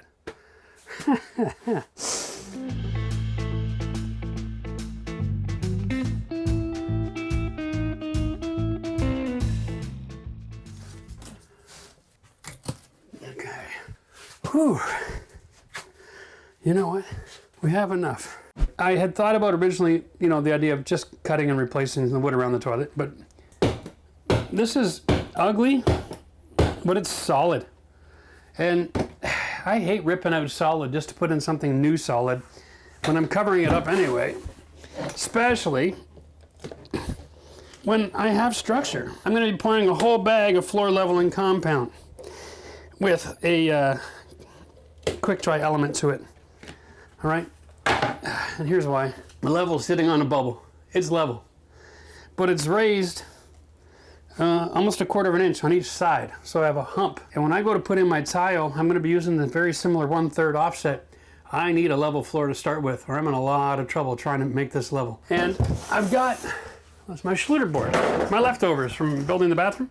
I'm going to be cutting some strips and installing it along the edge tight to the floor before I pour my concrete for the following reason. This floor was cut out and replaced, and so all around the perimeter there's actually a small gap going underneath the trailer. So if I don't close that up, all the leveler will just find that gap and drop right out. We're going to just prime this real quick. It's a really easy, simple system. I don't need a paint tray or nothing. Just pour it out and go. And it's going to be kind of rude. I'm going to be pouring 1/4 inch on the sides, so I'm not really too concerned about a whole lot of anything right now. I just want to get this primer on here, because what this does is it creates a really, how should we say, gritty, like a textured surface, so that your next product that goes on here really has something to bond to. Just roll it out and go. Now, the more leveler you're putting on your surface, All right, the less important having primer is, but because I have a hump, and one bag will do about 25 square feet, a 1/4 inch thick, I'm closer to 30 square feet here, and it's going to be close to 0 in the middle, and just filling on both sides. And so in that scenario, I definitely need a primer to keep the middle from cracking and flaking. There is no way that you are messing around with a whole lot of floor leveler. But the truth of it is, most of us are never going to see a whole lot of floor leveler. Most of the time, all we need is about a 1/4 inch. Because that's the case, most of the time we're going to need this bonding primer, where it's just going to be necessary to make sure that everything has got the best option for success. If we're going to use the Level Quick RS, RS stands for rapid setting, all right? That means you can walk on this and tile within about 3 to 4 hours, depending on the climate in your home and how thick you pour it, and blah, blah, blah. We're gonna have a pail of water, again, 5.5 liters of water. Buy these pails that have the measurements on them, okay? These are worth money in the bank because they're gonna help you avoid all kinds of mistakes. Now, there's a variance on the amount of water you use. If you have an aggressive hump like I do, it's better to go closer to 6 liters just so you get more flowability, okay? It's easier to tool that way. Otherwise, you'll see that the viscosity of the product is it's gonna also have a hump when you're finished. It's not a perfect leveling system unless you get it nice and wet and you do a little tooling. So we'll just cut this open, pour it in, and we'll get mixing. I'm just gonna pour in about 1/3 to 1/2. See that? That's 1/3 of a bag, and it's like water still. This pail is almost completely full.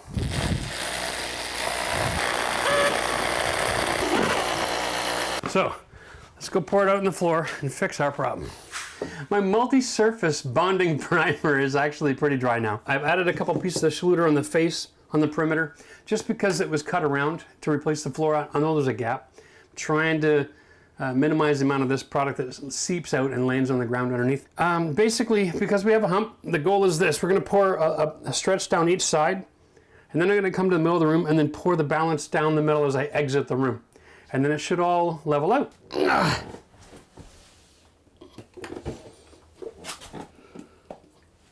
Okay.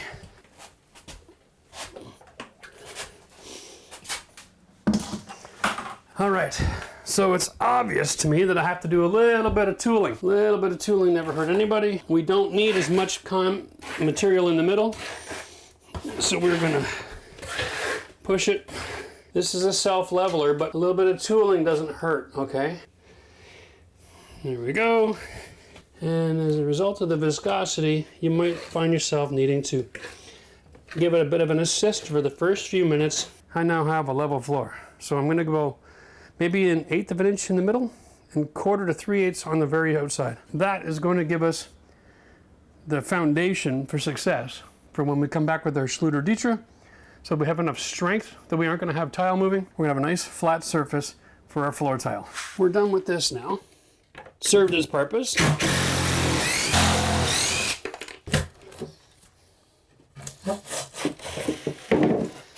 Okay. So far, so good.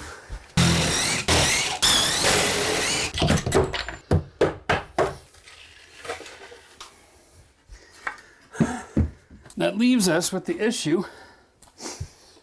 of waterproofing, because now we have affected negatively our seal. And this is where this Kerdi fix comes to the rescue, okay? So every one of these holes where I had a screw is now a penetration of my membrane system, so I've got to seal it up. So I'm gonna do the same thing. I'm gonna put the cut end over the hole, inject it into the hole, lift it off, and then flatten it out, so I can be confident that I got a good seal. So here we go. Now, remember, this is the one screw hole that I made that I missed, and the one where I grabbed it.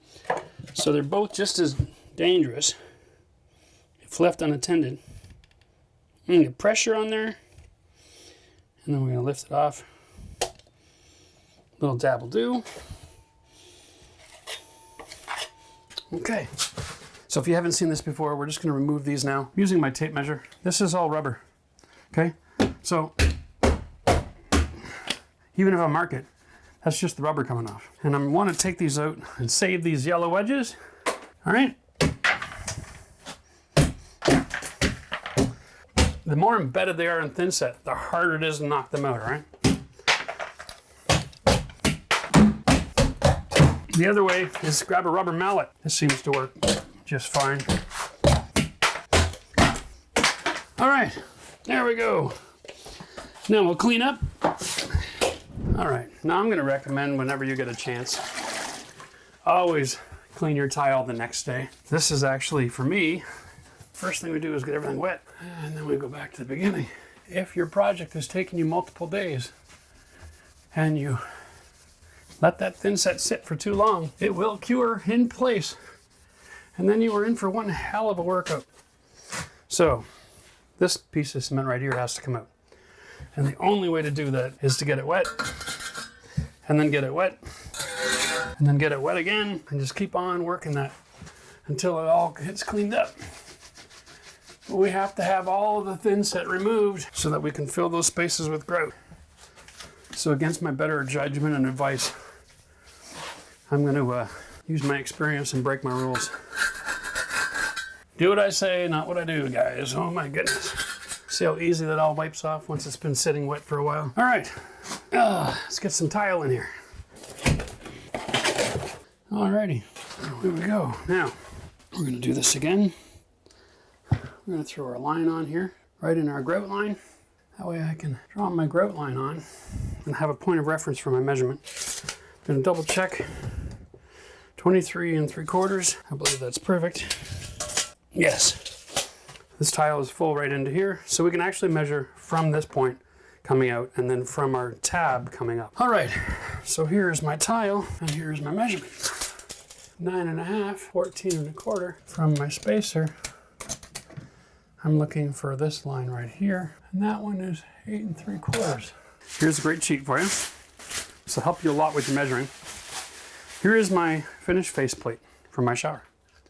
And here's the back side. It has a little rubber gasket, a little foam gasket, sorry, not rubber, but it's like a 32nd of an inch thicker than the plastic. So right here we got a notch in the faceplate. And you'll notice the gasket doesn't come around. And there's another gasket here. And here's how this works. So in theory, this little gasket here is the same shape as this piece of metal here. Okay? And so that seals that off. Okay? And then this gasket here would, in theory, go on the tile. That gives us our waterproofing. So if any water gets in behind, it comes down the wall, makes contact with this, runs around, and either goes down the wall or has an exit hole on the flange. So this is why all this goes together. Now I'm going to draw this. That's where my flange is, okay? And this is where my foam is, that area there. So I can actually draw my line inside, just helping you to visualize what the job is here. Okay? So what we want to do is we want to cut a round hole, and you'll notice that my placement of this thing is a little off center, it's not perfect, but I have plenty of room. So if I cut my hole here in my tile, then I'm going to be over top of this, I'll have room, and then the gasket can make contact with the tile. Now in this case, we intentionally did this layout so this would be cut into a full tile. There's no grout line.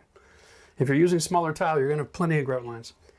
Always try to make sure that this is going to be the cut you want, okay? Resist the temptation to let this cover big chunks of stone, okay? You want to make this perfect every time. So we have locations to this point, this point, this point, and this point with these measurements. We're going to put that on our tile, and then we're going to trace that out, okay? And then we are going to be just fine. And we're going to grab the grinder, and I'll show you how to cut this circle. That's my actual center. So I'm going to just kind of like do like a protractor with my hand. That gets pretty close to a perfect circle. There we go.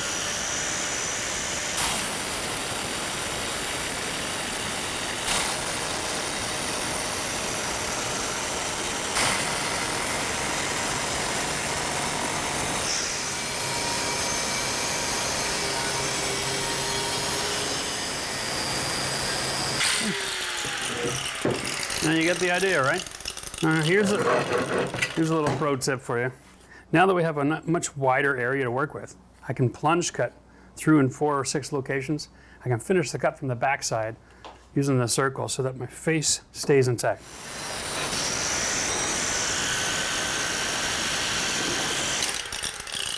Now it's just a matter of trying to make this a little bit prettier, because I do want to have this junk out of the way because we measured rather precisely, right? So we do that.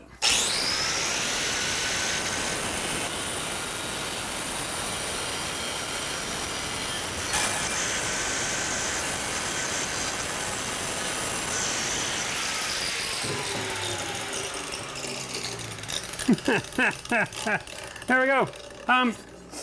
There are other ways and other tools, but this is a $30 blade on a $30 grinder. Using a combination of cutting from the front and the back, you will get a great result. Remember, it's not about how sexy it is now, it's about how sexy it is when the faceplate is on. So now we're gonna go and check to see how this works. Okay, here we go. And we'll set it on the plastics. Roll it into position.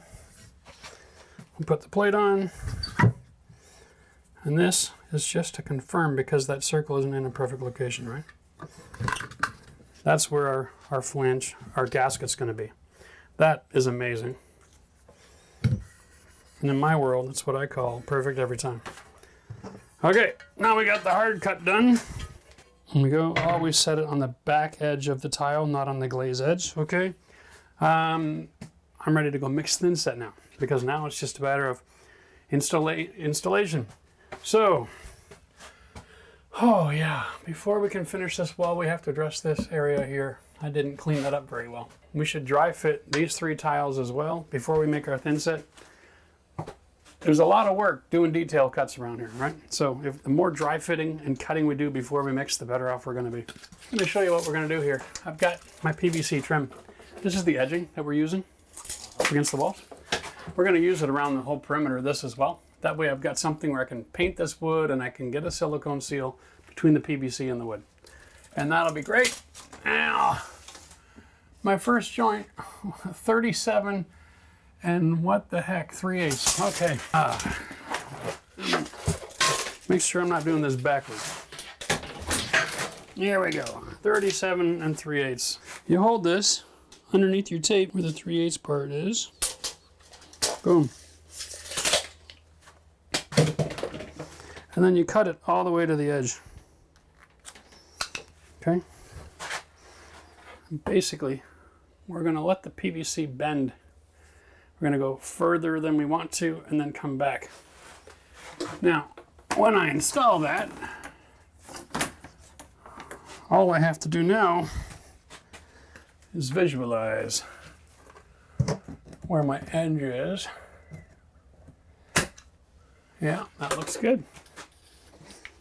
There's my outside corner. And I guess we'll use the measurement, 37 and 3/8. There we go. Okay. That's my spot. Now we got our trim. Yeah, that's pretty damn close to perfect. Right? And we're going to be adding 1/4 inch all the way around. I just like to be able to visualize things. If I can see it, then I know what I'm doing. So when I'm measuring my tile, I want to have at least 1/4 inch away so that I have room for that edging and a grout line. Okay, that means that this tile is going to go here. And all we do is this. Measure off 1/4 inch and 1/4 down, and that's my cutout. Not bad, eh? Let's see if we're in here somewhat square. Yeah, that is good. Okay. Oy, oy. I'm looking at this grout line.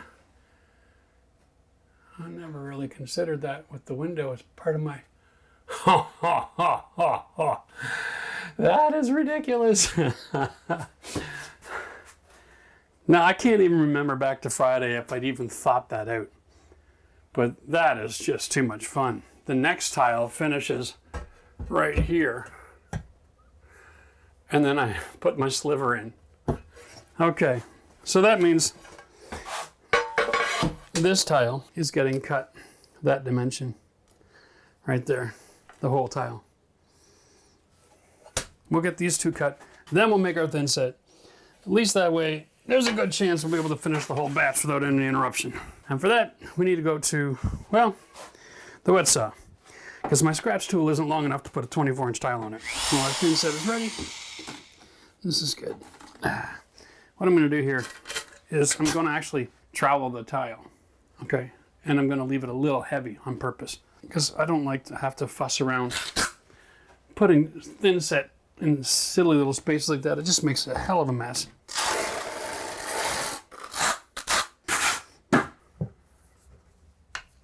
This is the perfect opportunity for me to show you this. This is a Schluter shelf, stainless steel, designed for installation with these tabs in your grout space. So it's actually thin. It's a 1/8 tab. So you can work with any one of your tile jobs. You just stick it in the grout line, and off you go to the races. There you go, shampoo shelf. That'll just get grouted in when we're ready to do the rest of the work. Nice and easy. All right, well, let's get our line here, just under 8. Okay. Just showing a little bit of versatility here when you're dealing with these odd spaces, all right? You can always do the tile first if you just lay it on a little thicker. Go. All right. Oh, shoot. Made a mistake. All right, let's deal with the elephant in the room. Our laser line for my grout is here. Remember, we're not starting from that edge. We started off the middle. So that means this tile is cut the wrong size. All right. And it is now garbage.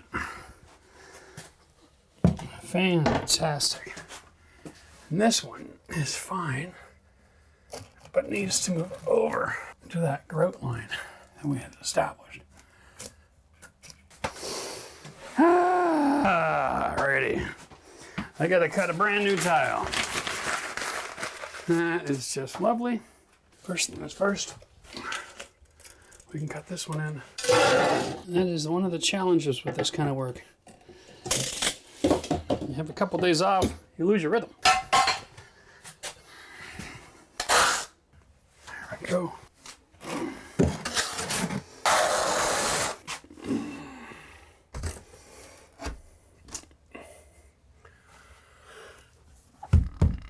Oh, you gotta be kidding me. Woo, gonna be one of those days, is it?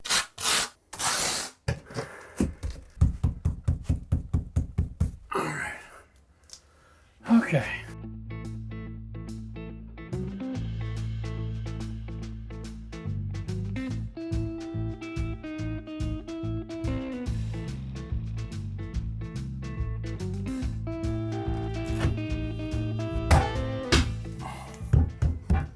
All right, now, nothing moves very fast with all these cuts, eh? Remember, the first half of this project was so simple. Just slap and go. Now, these pipes are 1 1/4 inches. Okay, what we want to do is we want to cut a 1.5 inch square because the flange, the cap that comes on here, is easily like a 2 inch on this, okay? It's good to know.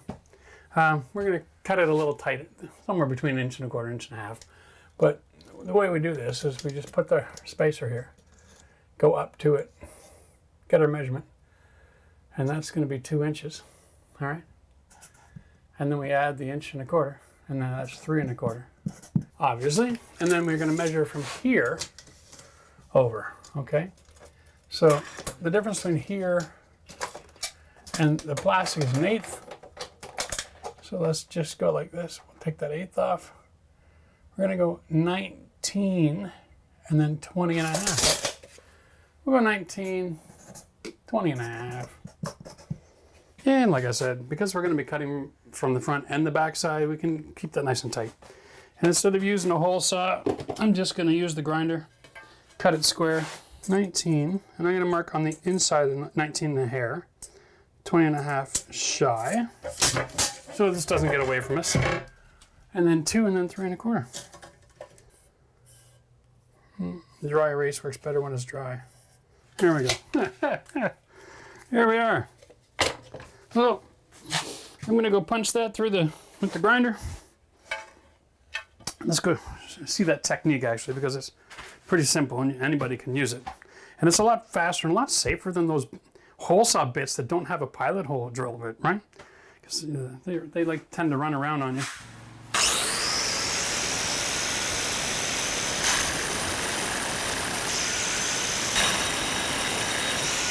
All right, here's my system for cutting from the backside. What I do is I hold the grinder while I can see this notch, okay? And I'm gonna line them up, and I'm just gonna put a quick score in the back, all 4 lines, and then I'll cut through.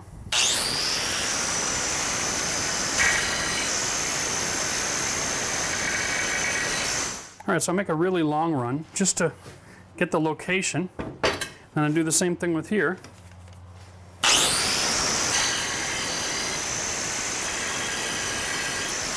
Now I got it traced out, I can just cut it through.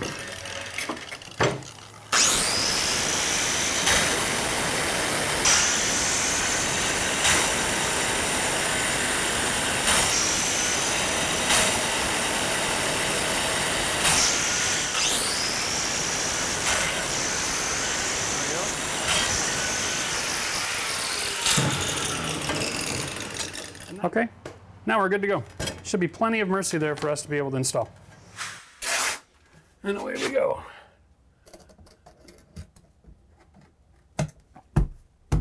Alrighty, 1.5.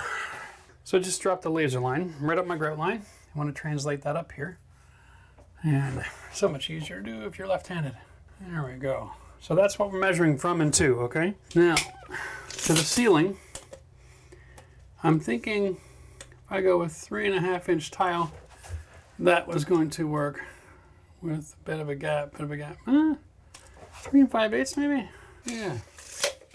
It's not as consistent as the sides, oddly enough. 3.5 large, and I gotta get rid of this trim that's up here too.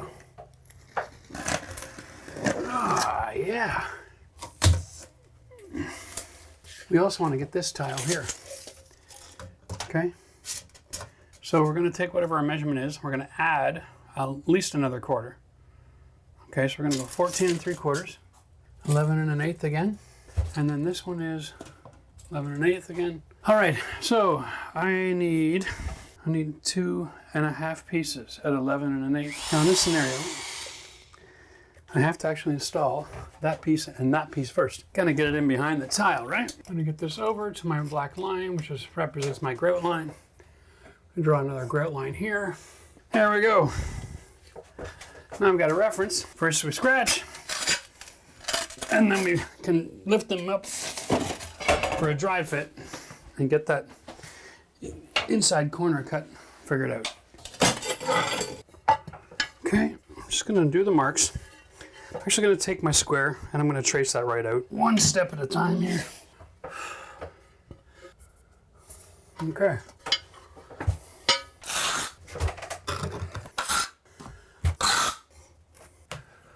Okay. Whew. Yeah, that's done. All right. Yeah, that's a shower. Heck yeah. Doing the shower floor today. This is called Redi tile. Okay. It's a monolithic one piece that doesn't need to be waterproofed shower pan that's designed to be tiled as a finish. And it really, all we do is just tile right over top of this thing. Everything I'm using in this entire project is purchased at Home Depot. All the links are going to be in the video description for you. Make your life easy, okay? What I'm doing is I'm mapping this out. And I'm getting an idea of what's going to happen when I get where I'm going. There's 2 ways to do it. In the shower, okay? Or you can take the product out of the shower, lay it on the floor, all right? This is how we map it out. I'm going to take my actual measurement. And I'm coming up at 24 24.5 is the number we're going to work with. So if I measure from the full tile 24.5, about here. All right. Now this could be a cut, right? But if we look at the beginning, I have all these triangles. I'm going to have to salvage triangles, cut the triangles in half and fit them in. So instead, I'm thinking if we do a cut line right here and then measure our 24.5, we're right here, just off the tip. So then I can cut both sides and I don't have to set all these little silly gray things along the edge. And that allows the tile that goes on the side to actually cap it all. And so that makes my life really simple. So in that spirit, I would cut this back edge off here as well.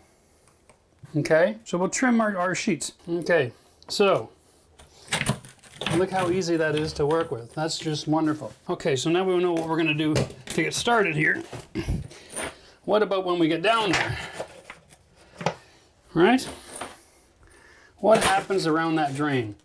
And should we be starting at the drain? And that's the million-dollar question. And this is why whenever you're doing a tile job like this, you want to take some time to do a dry fit. So what I'm looking at is this edge here, probably the cutting around that point. Okay, now here is my drain, actually. It is stainless steel, and it is sitting a little bit higher than this. So I need to make sure that I have room for this to finish in front of that drain. So I'd probably cut something a little heavier right there. Leave just a small gap. Well, that's not a big deal at all, is it? Love dry erase markers. Okay, last couple rows. How perfect is that going to work out? It cuts right down the middle of that tile. Oh, isn't that something? Now over on this side, my diamonds are all cut right down the middle. But I think for the simplicity of starting at the other end, that is going to work just fine. The other option is I find a way to start right here in the middle. And that is the other option that I've got to actually consider, because that would be the sexiest look at the drain. This stainless steel grate is going to draw all the attention. And so having these sexy little diamonds perfectly balanced on each side, it's like a mirror image of each other, is going to be worth the effort. Okay, so we're starting here. I'm going to cut these sides off on the wet saw and then take every one of those little pieces and manually insert them. Okay, that's all there is to it.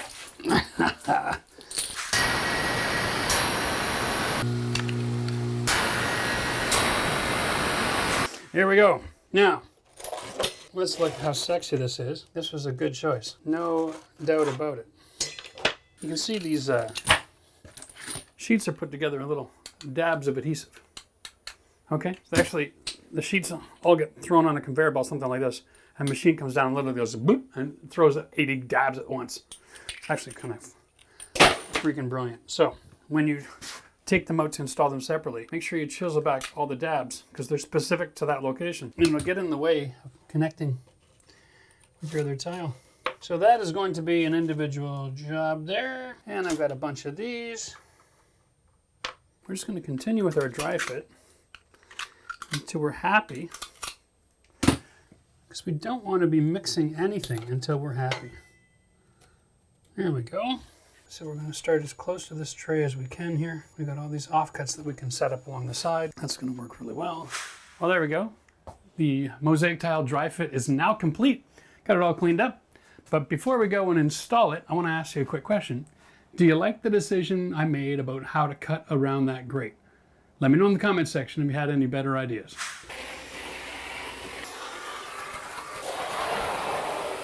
The secret to doing this, guys, is, hey, not being in a rush. We're not trying to press anything in place. We're just trying to lay it in place. The less pressure we use at this point, the better off we are. Trying to avoid that squeeze out. And it will happen if we use too much pressure. Trying to make sure that every one of these grout lines are very consistent. If it's not consistent on the sheet, the way it's glued down, cut them apart, clean up the glue, and set them individually. Okay, and here's the secret. Now this is how we apply the pressure, because they're all little pieces. Okay, we're not doing anything too crazy. Just put a little bit of weight, 40, 50 pounds, set it in that thin set. And once again, we're using the Schluter all set. You don't have to be concerned about what type of thin set you use if you use it. Make sure that the surface everywhere where you're going to step is completely flat. No lippage. Plus, it's got that retro kind of look to it. So I think it's kind of fun. And then up the middle. There. Set it and forget it. How sexy is that? So making sure that all your grout lines are consistent is the key to a good installation. If it comes from the factory and they're out of position and the grout lines aren't consistent, cut away the glue dots, clean them up, and set them one at a time if you have to. But nothing says rookie like a sheet that's squeezed in instead of taking the time to cut 1/8 of an inch off. Always, always dry fit and make it perfect every time. Now all we have to do is start getting some measurements. Here's my grout line, pretty consistent. This shower pan slopes down like one piece. It's very flat plane. And then it hits this location right here in the middle of the drain and then starts going back up again. All right, it's really, really some minutia issue, but I'm going to take 3 measurements so that I can trace this out. Remember, we're going to try to get as close to this as possible. If you want to be exact, you got to get as low as the tile. That's 4 3/4. All right, 4 7/8, and this one is definitely 4 7/8. So we're going to start with these tiles on the back wall, get all these measurements, run it out to the wet saw, and then once we've got all of our dry fit done for the rest of the base, we're going to be good to go. Now, one quick note, this is a 30-inch pan. This sill is 4.5 inches, plus the backside build out. It's actually, almost perfect. So this tile is 23 3/4. Now watch this. It's 24 inches and a hair to the corner of this. So my grout line is actually 1 piece of stone to here and then 1 L, okay? It's kind of intentional. I saw that coming in, same as the other side, okay? So my 3 sides are gonna be really quick to cut. And then I've got to rip down the slope for this side and the same tile for this side. One thing to consider here is that visually, we're going to work on lining up that grout line right through the floor, through to the door. So it's all very, very symmetrical, okay?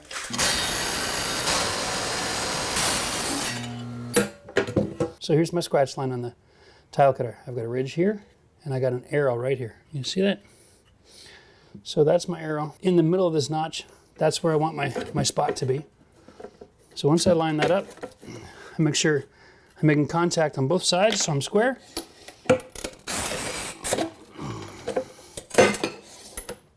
Perfect every time. Bloody hell. So it chipped off a little bit on me. It's not going to be a problem. This is a small chip. And wherever there's a change of plane, so if this was the shower floor, we're going to have it off the ground just a hair, right? And then we're going to use a bead of silicone to close it all up. So that's still going to work out fine. I'm not cutting that twice.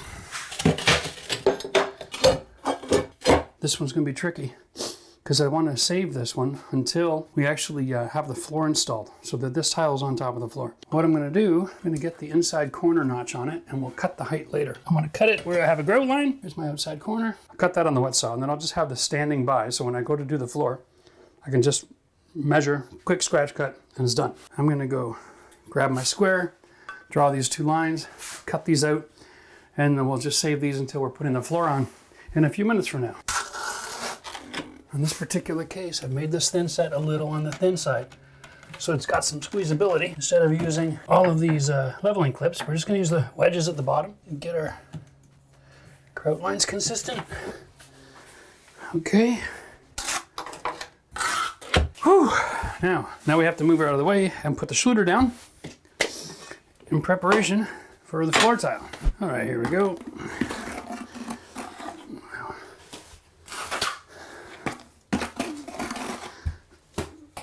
We'll start with that. We're using the Schluter Dietrich trowel, very small notches. You don't need a lot of thin set to embed the Schluter Dietrich, especially if you put down floor leveler first. Now, because we've already pre-cut this, it's all about gently laying it in position. Here we are. And adjust that. Okay, now for all the professionals out there, Schluter does make a roller. It's a heavy roller to set this up, but you can definitely use your body weight on a rubber grout float to get a good bond. And if you want to know, you can just pull it back and have a look at the fleece. See, it's got nice peaked 100% coverage. That way you know that your process is working. You don't have to check the whole mat once you know if your process works. Now we're ready to put the first row of tile on. First order of business here is to fill in all these squares. That creates a structural element in the Dieter mat. These squares are actually beveled so that the bottom of the square holds more material than what you see at top. Okay, and so by doing that, they've engineered something here that can actually increase the strength of the floor, the equivalent of another layer of 5/8 OSB or plywood. We're going to set it on that little green line, and we're going to put pressure and pull towards us, leaving a gap of about 1/4 inch across the back. We're going to go underneath the PVC trim. There we go. I'm intentionally leaving a little extra material back buttering in the edges because even after the floor leveler, there's still a little bit of a droop in the corners. It's really hard to tool an area when you can't be standing in it. This is all coming together really nicely. All right, here we go. There's the first row. So what I've got going on here, guys, now that we got the camera guy in the shower, thank you. I've got my square up against my curb. We're going to take this grout line, which matches the row on the back, and we're going to establish our alternating grout lines right there. Okay, so that's my grout line. My next tile starts here as a full tile. Before we go any further, we're just going to get that one installed. We don't have a lot of Thinset left in this batch, so the goal here is to get as much work done as we can with this, and then we'll measure and cut the toilet flange while the new batch is setting up. Okay, here we go. Okay, again, the goal here is make sure these squares are filled. Really want to try to keep the edge of the tile clean so we can avoid squeeze out. And to that effect, I use my margin trowel here just to knock down that last ridge. Again, we're looking for 90+% completion on that tile, coverage wise, okay? I'm gonna line it up just to the right of that green line. That represents the grout line. Now, being a floor, we're gonna go with 2 on the short side as well, just to make sure that we don't get lippage. Nothing worse than when you're in your bare feet and you catch the corner edge of a tile, right? Keep it clean, and then we can press it into place because there's lots of room for squeeze out on that side. Beautiful. That went really fast. All right, now, I still got a little bit of this left. Flanges are 7 inches in diameter, but now that we have our tiles here, it's a lot easier to measure from this tile to the center or to the edges. So we're going to measure including that grout space so we can measure off the top of our tile. So I'm going to go 2 1/4, and then I'm going to measure from my spacer. Ooh, yeah. You know what? Just so we can be exact, I'm going to put that there just so I've got something to measure against, okay? There we go. 6 1/2 is just perfect. So we're going to take a little bit off the 6 1/2, all right? And then we're going to add 7 inches plus 1/4 because we added an 1/8 on there. We're going to go 7 inches plus 1/4 so we have the extra room there. It's not perfect, but it's pretty darn close. Okay? So this looks pretty darn fantastic. The only thing is, it's too long. So what we want to do now is measure the wall to the tile, 22 3/8, 22 1/2. We're going to go with 22 1/4. Make our life simple. Okay, so here we go. Double check our dry fit. You know, and if you're wondering, Jeff, why so much care about that? It's because right now this is flush with my Dieter, which means it's going to be below my tile surface. And I've been preaching this for years now. Your flange has to be very minimum flush with your tile, preferably up to 1/4 inch above it. So I'm going to use a flange extension kit when I'm ready to set my toilet down. So for now, I'm good with the dry fit. We got a get the rest of these squares filled in. Come on, baby, here we go. Alrighty then. Now, you can take the margin trowel, get the extra Thinset out of here. We're not going to use it, it's probably covered in wax. But it's one thing to clean off a little bit, it's another thing to have a whole chunk sitting there. It makes it very difficult to clean out without risking damaging something. Okay, we got room for one more row here before we have to do the next layer of Ditra. There's going to be some water here, folks. Don't let it bother you. The water's off. Just a little bit of pressure left in the line. We are going to undo this so I can drill a hole in the next tile. There we go. We'll drill a little hole in the next tile that's only this big, okay? That way it'll be perfect when we're finished. I'm going to inspect my washer. That's actually still in a good shape. There we are. We're going to just set that right there. Gently. We're going to set this right here. Set up my grout line. Perfect. Every time. Just enough. I'm going to use the same trick again. I'm going to set this guy up where the water line is. Okay, I'm going to leave that trowel there. Got my tile cut for the space. Now, I get to put that right against the wall. I have an extra 1/8 of an inch here. So I'm going to mark this, knowing that my tile is going to move this way. And I mark the back a little bit wider than what I need, okay? So when I actually install it, it slides over top of this hole. I'm resting it on the trowel. Same thing, getting right over top of it. And I mark here, and I mark it a little wider. There we go. Now, the flange cover that you buy is 2 1/4 inch, right? So it's plenty big enough. So all I do, translate this information here, here, 3 3/8, make it just a touch wider, and 5 and a hair, just make it a touch wider. Now that gives me lots of room to get that on, and lots of room for a flange cover to cover that. This is like the best of both worlds, right? You know you're gonna have a great big silver flange cover here.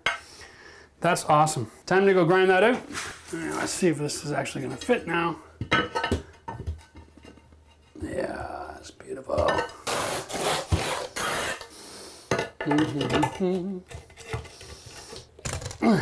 Now we're ready to turn the water back on.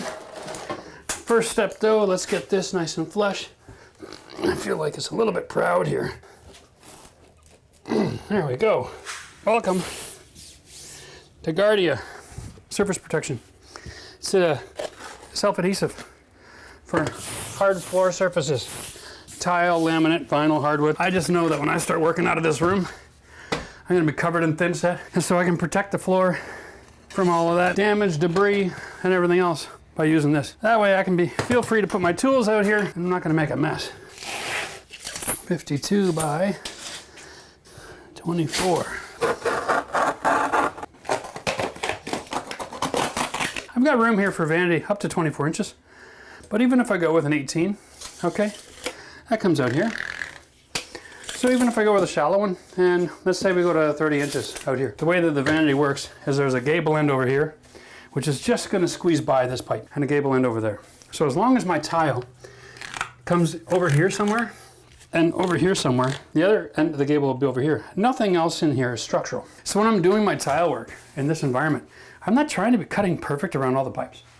I'm trying to make sure that I'm bringing my tile up past the front where it disappears, comes to the wall here for structure, so I've got load transfer proper. That's all I'm worried about. This isn't the time to be detail oriented. This is exposed. This is all buried. So let's keep our life simple. Don't complicate things if they don't need to be. And if you want to know how to waterproof your floor, we did that video in the other bathroom on this project. We have a tub, and whenever there's a tub, you want to consider the concept of waterproofing. Tubs and toilets both overflow, but tubs more than toilets, to be honest with you, especially nowadays. Modern toilets, man, you really got to work hard to overflow a modern toilet. If you're overflowing a modern toilet, consult a physician, all right? You're doing something wrong. There we go. I got a bulge here I'm not happy about. Right here. No one's ever gonna walk there with 200 pounds of square inch force. That is just the magic of floor leveler catching a piece of dirt or foam or something. All right. Okay. Better to get rid of that than to compromise how the tile is sitting. That is some damn fine directional traveling. Now I get to pull up my laser level. I'm shooting it down that grout line and up onto the wall. Bam, right there. There we go. So we're gonna start on that laser line. Boom.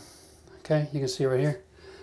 And I collapse my ridges pulling towards me. Oh, nuts. Don't collapse anything. Wait. I got ahead of myself, guys. There we are. Before I even put pressure on, look how good that bond is. Lovely, lovely, lovely. But what good is the bond if you don't got the clips? That was a close call. All right, collapse. And now my laser's off. Great again. Yeah, making my life really difficult here. Between me setting and forgetting it and the laser level being all over the place and not having clips, that's just, I have no confidence. That is not my system. There's only one thing to do. You guessed it. Start all over again. If you don't have confidence in what you're doing, don't do it. Now, start all over again. It's not the end of the world. It's like having one more tile in the project to do. Integrity is going to cost you a little bit of time and a little bit of inconvenience. But if you're in the trade, it also means you're always going to have a job. Let's set it where we're supposed to be. There we go. Collapse those ridges. Now that is much better. That's the cut. 16 and 8. So 8, 16. That's my cut it to go around the water lines. Because there's nothing in that cabinet that's going to be touching the floor anywhere near there. So there's no sense me trying to cut perfect. No one's ever going to see it. 6 3/4. Perfect. Now the reason I'm avoiding those 2 water lines like the plague over there is because I poured the floor leveler on this floor. You can still see those caps. Okay, those aluminum caps there. And they're there. I knew I was adding Ditra. I knew it was going underneath the vanity. So I was not too concerned about that. So now I'm just cutting broadly around it. I didn't want to have to waste the time cutting those things out at the end of a long day while I was pouring floor leveler. And I knew they weren't going to be of any consequence.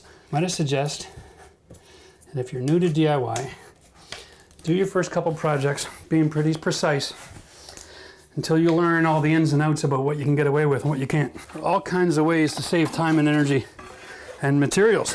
But you don't know what you don't know until you don't know it. Now consider this. What if you bought a vanity that has legs and you can see underneath? That's a totally different beast then, isn't it? Well, I'm going to do that. Because I only buy vanities with legs when all my plumbing comes through the wall. Whenever it comes to the floor, I always buy a full cabinet that goes to the floor for that one specific reason. Okay? Okay, there we go. Okay. That area there, that's going to be structural, right up against that wall. But here's my next tile row. If you're a fan of this channel, you've seen me do tile before, you're probably saying to yourself, Jeff, why didn't you measure from the door backwards? Right? And put the cut by the shower and leave this nice and full tile. And the answer is, hard to do a full tile here. Everything's out of square. I am going to be finishing off the sill here with a marble strip. And I'm more concerned in a small room with how the tile looks up against the shower. Because that's really what you're looking at. When you come around the corner and look in the bathroom, you're not looking at your feet, you're looking into the room. And so the first thing you see is where the tile hits that shower door. I put more importance on that than anything else. Now, I'm not going to do all those cuts. It's for a gable, point load. Boom, done. Couldn't have been any easier. Okay. We're going to go 15 1/4. You'll notice that because of that little bit of hump, I've had some squeeze out along the edges because I had to go a little more Thinset to level this floor off. Means I'm going to have a little bit of work before I can grout.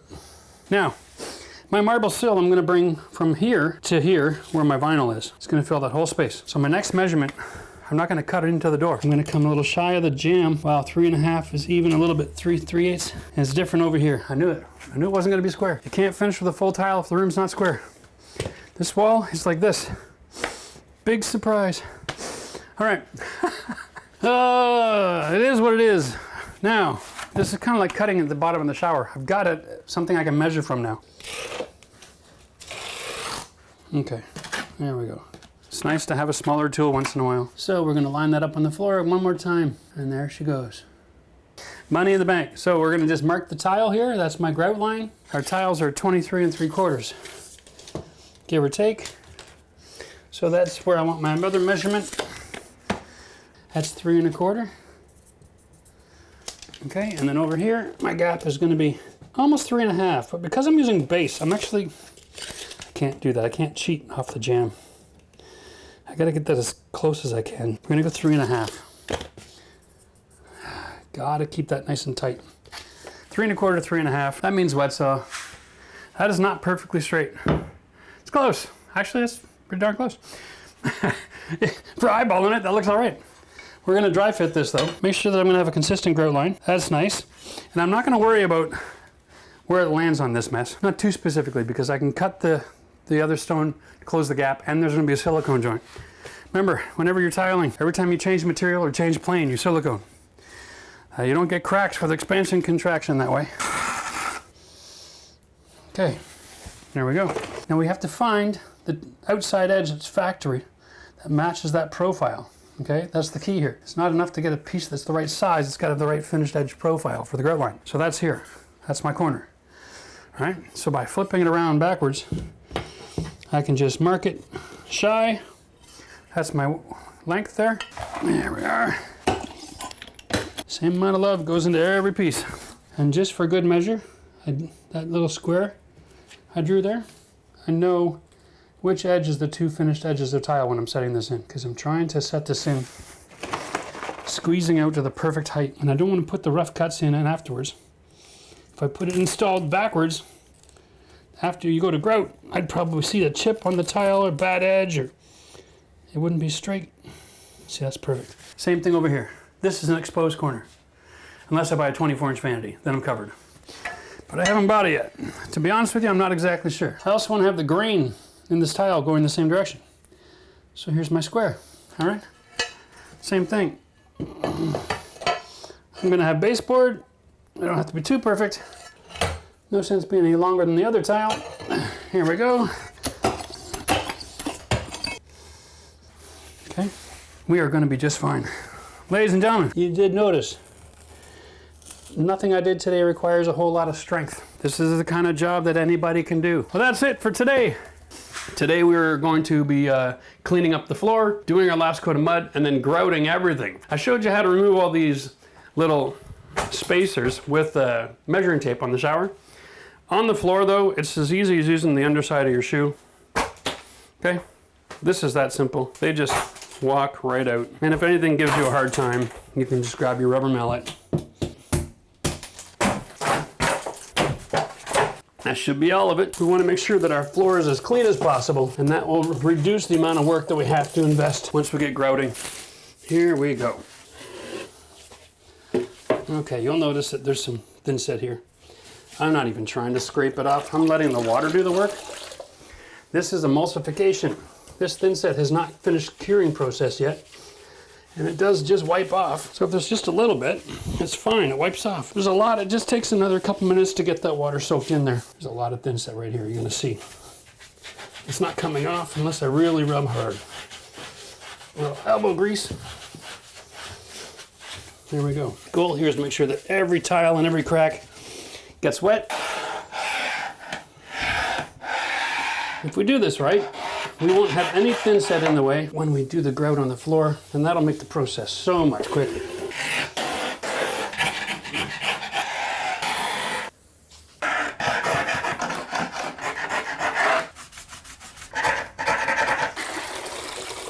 All right guys, so for the purpose of this series, we're using everything from Home Depot.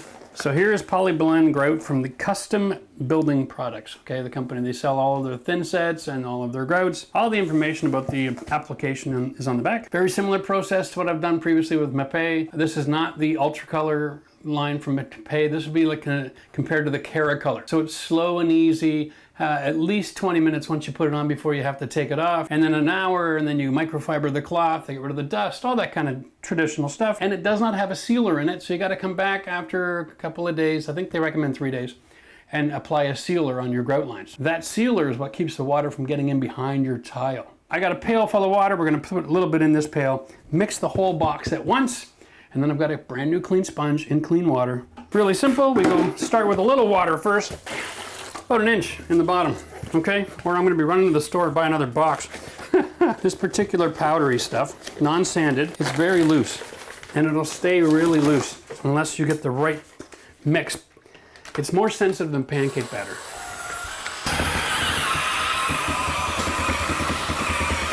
And that's what you want. You want a thick paste that still looks powdery. You want to be able to add the water. You can't remove water. Let's just start. Just a little bit of water in there. Mix again. Still powdery. And you're gonna see, just a little bit of water makes a big difference.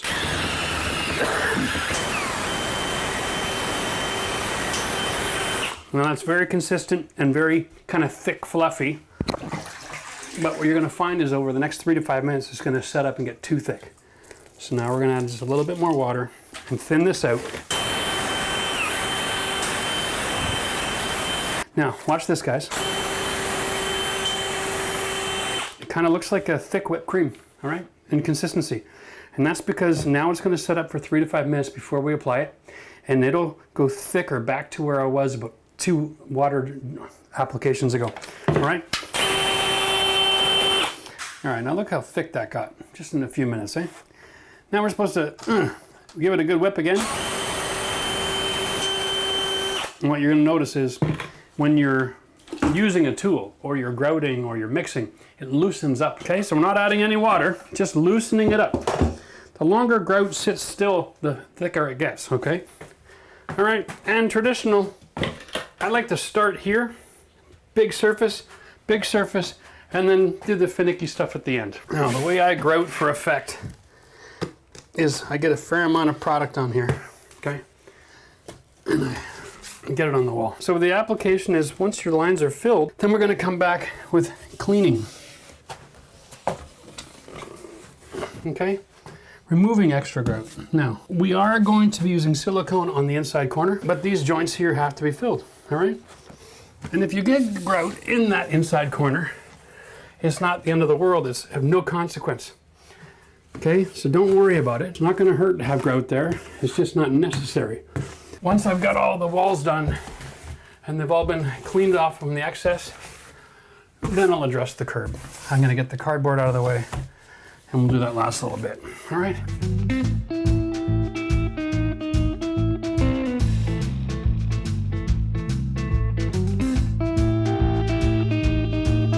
Remember, the package said 20 minutes before you wash. That's how long this product needs to set up so that you can wash it. You're going to find that if you're using this technique, you're going to be able to grout this in about 20 minutes. So you can pretty much go straight from application to washing. Washing takes about the same amount of time as the application.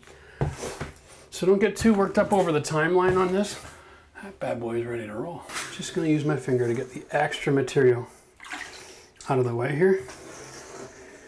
Remember, that's PVC trim, it's not sharp, but the tile next to it is. So be conscientious about where you put in your finger. Wet hands on sharp tile, lose that battle every single time. Now, the same way you grout, you wipe with your sponge, contrary to the line. If you go with the line, you're gonna end up ripping all that grout out, okay? We're just trying to take off excess material at this point and buff it in so that it has a nice soft edge. Being conscientious not to force it into the grout line on the tile underneath. Remember, that floor is gonna be a different color. Now I gotta go get a new clean pail of water. Let's just talk about this, okay? Because you don't wanna wash this stuff down your drain. Sediment will sit in the drain and go hard, and then that chunk of sediment will start catching debris as it goes by, and you're gonna back up your toilets. Always, always, always let the pail sit overnight. It'll separate into water and then the sediment. Then you can pour that water out, and then you can let the pail dry out the next night. And then you can just turn it upside down, slap it on the butt, and that sediment will come out in one great big chunk, and you can throw it in a garbage bag.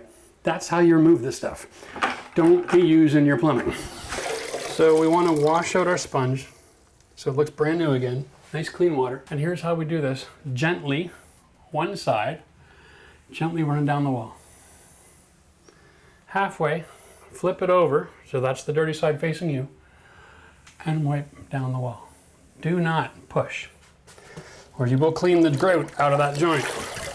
What we're doing here is getting rid of all the haze that's left on that tile and softening up the grout joints so they look really nice. This process is to guarantee you don't have the settlement issues on your tile. If you clean with the rubber float all the extra grout right out of the beginning, and then you do this technique, this is your security blanket really, to make sure that you don't have mistakes. Alrighty, this is our poly blend grout. This is a standard sanded, nothing special about it, just good quality ingredients. Going to be very similar. This does 1/8 to 1/2 inch sanded grout joints, usually for the floor, and it's a little light gray. So I got the 25 pound, and what I'm going to do is I'm going to mix about 12, 13 pounds of it. Water first, then your powder, always.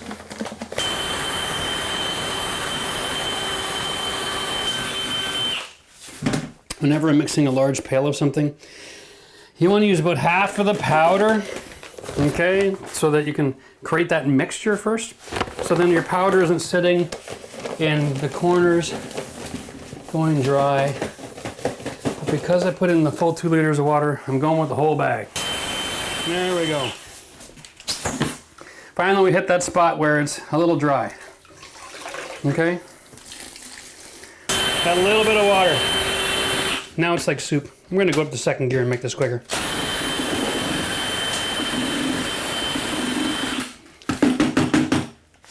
Now check the flowability of that. See how that flows? Okay?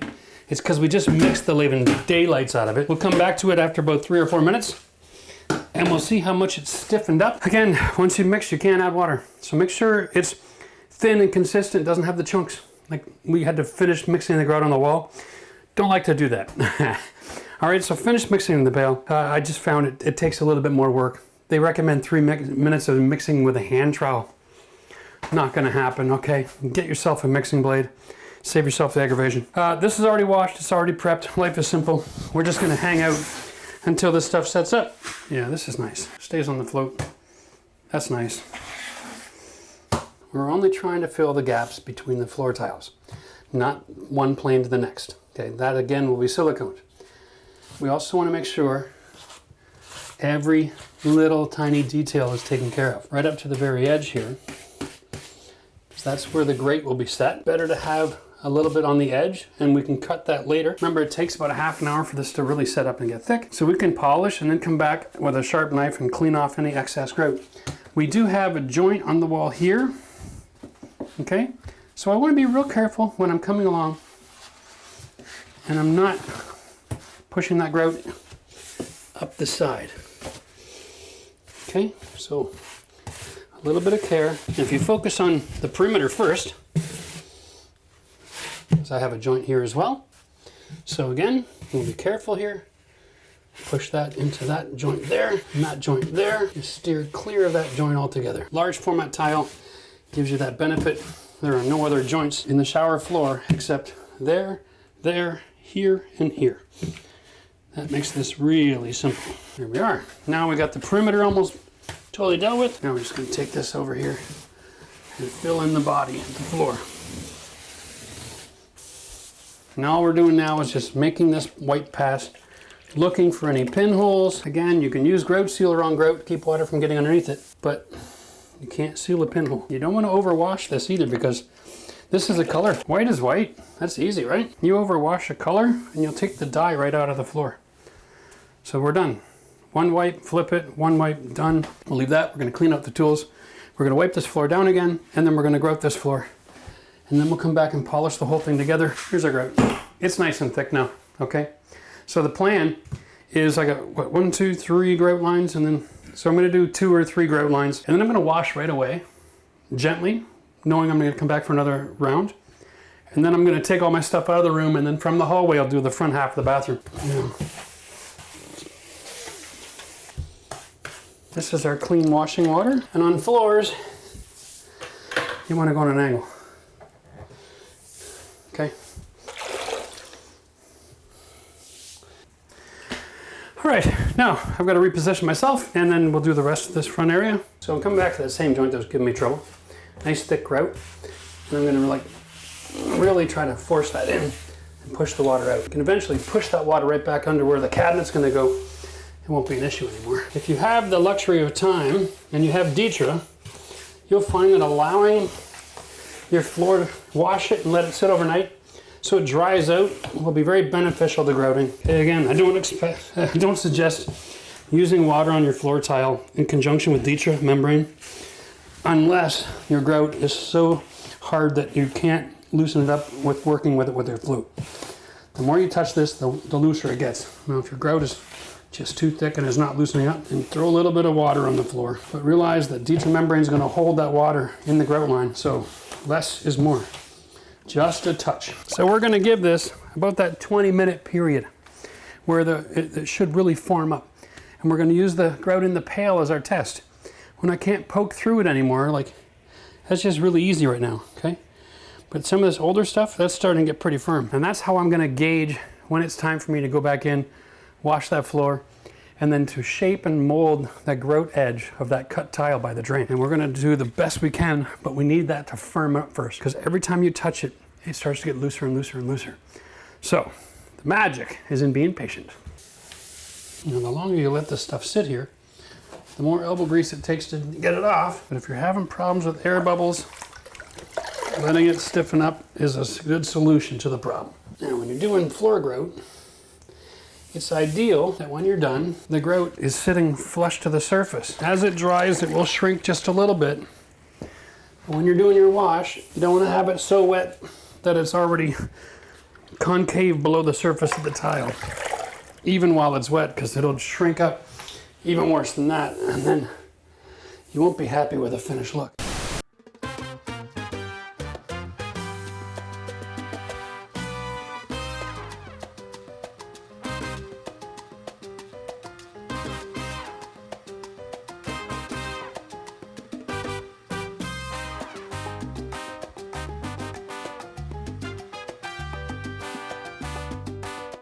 Hey guys, Jeff here, and today I'm installing this really awesome vanity and sink I got at the Home Depot. So obviously the first thing we got to do here is see how the cabinet fits in the space. Find out if it's going to sit square. You know, are the walls square? Is it being manipulated to be twisted? Am I going to have any issues when I tighten it to the wall? Do I need to shim it? So we're just going to take a look at all this, pound away and find that sweet spot and locate the stud in the wall. You can see here's the mud. Those are covering the nails, so we know that's where our stud is. And because I built this place, I'm not remodeling or renovating, I'm continuing the build. I know where that screw goes. I know there's no plumbing in the way. If you're not sure if there's any plumbing or electrical in the wall, make sure your screw isn't any longer than the thickness of the drywall and the cabinet and 1 inch in the wood. The issue that I have with this wall is it has a really big bow in it. And so in order to make the countertop fit the space, because it's not square, the easiest solution was to just trace out the countertop up against the wall, cut the drywall out of the way, and recess the counter into the drywall. It's easier to caulk that after the fact than to have a huge gap on the side of your counter. Now, here we are getting ready to do the caulking. Just regular masking tape is fine. You don't need to use the blue tape, folks. This stuff is $2 a roll and it does exactly the same job. We're just gonna stretch this out and cover to the edge of the cabinet itself, and that'll allow me to fill that gap. Now the material that I'm using, this is DAP crown molding. This is interior use. It has incredible ability to stretch. And once I've set the counter in, I'm going to use the same caulking to seal around the edge of that countertop up to the drywall, and we'll do the same technique that I'm going to use here. I'm using my 4-inch knife, and the corner on that knife is actually 90 degrees. So I can hold it flush and square and just force that material into that gap. And if you have any issues or you have any gaps, you can just apply a little bit more Run it over once or twice or 3 times or whatever. Just make sure that it's nice and filled. This will not shrink, and you're going to get a great result. Now come at it from the other side as well, and you're going to get a perfect 90 degree. This is the difference between DIY and getting a professional look. All right, so we're going to first address the drain line right here. I'm going to stick a measuring tape on that. I'm going to go 2 1/4 off the wall. All right, that's good to know. And we're going to just slide this in place. Right here. Okay? And we're going to eyeball it. The width of that fitting. There we are. Measure 2 1/4. Right, and then we're going to just go like this. Put a bit of a round in it. All right, there we go. We're going to cut that out with a jigsaw. Okay, so I've got my trusty $30 jigsaw and my $10 blade.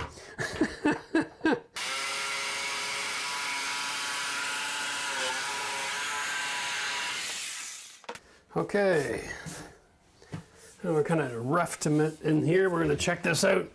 Now, because this actually leads to underneath the cabinet, which could lead to access to critters over time, what we're going to do is have some steel wool handy that we can stick in that gap just to make sure that everything is good. We don't want things in here.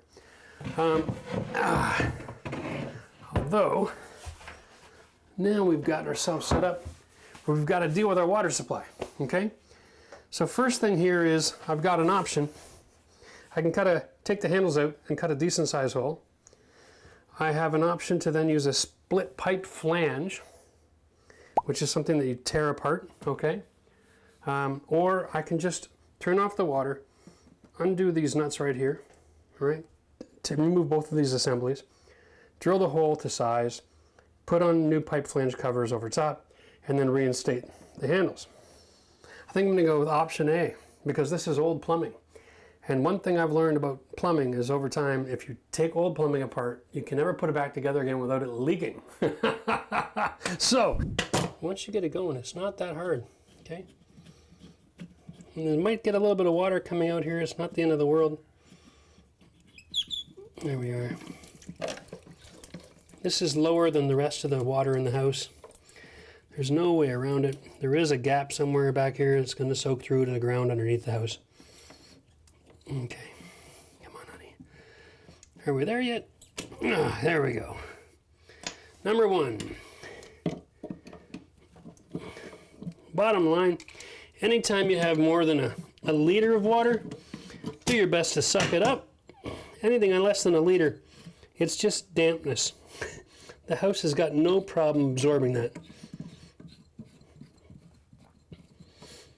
Unless you have finished sealing underneath, then it's worth worrying about. Otherwise, I say it's not even an issue. All right, there we go.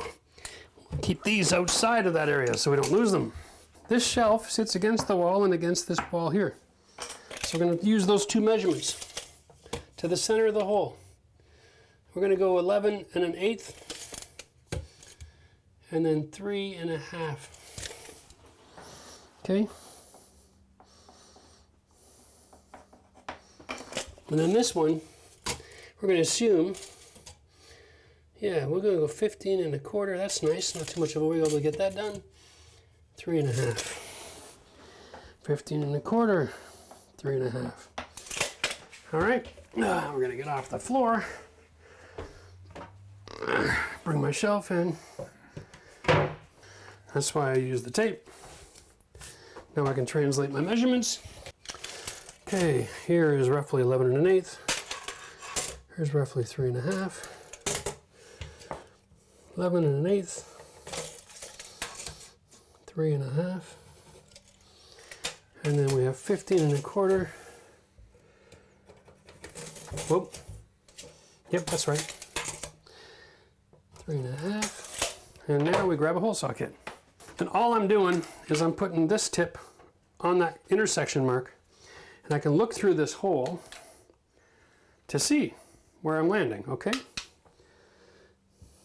There. Now I don't have to be perfect, just want to be close. And then every little bit, go in reverse, cleans the teeth out. Oh, there we go, boom. Okay. And we will knock all of this off out here instead of on the tile. All right, so now we've got that cut. We've got wire lines drilled out. Beautiful.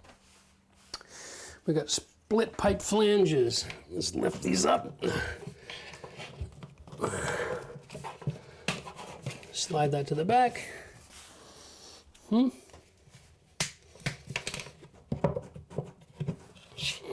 Okay, that one barely makes it, eh? We're gonna get that to happen.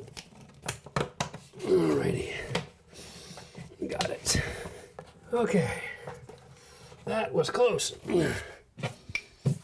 Again, be careful. These products are all very sharp.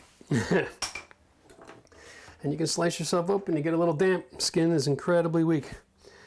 Now, make sure there's no debris on that gasket, okay? Covered in black stuff. Here we go. We're gonna thread that back in. I'm gonna open the handle a little bit, release, expose that nut so I can see it. Here we go. Okay.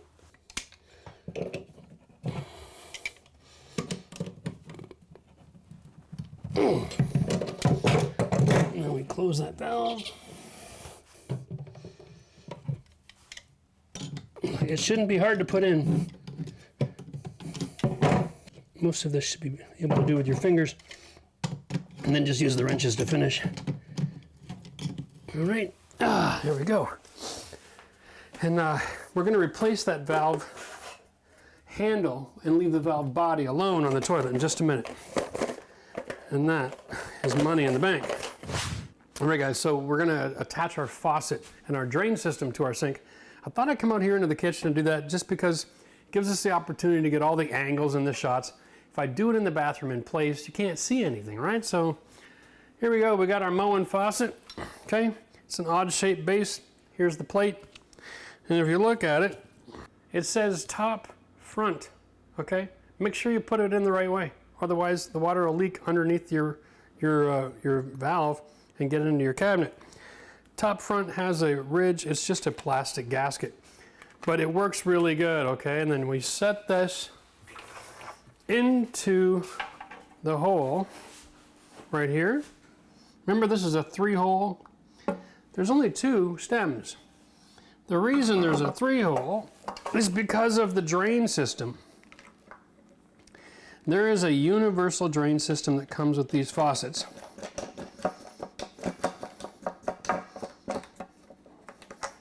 Okay, and it involves the rod that goes through the middle.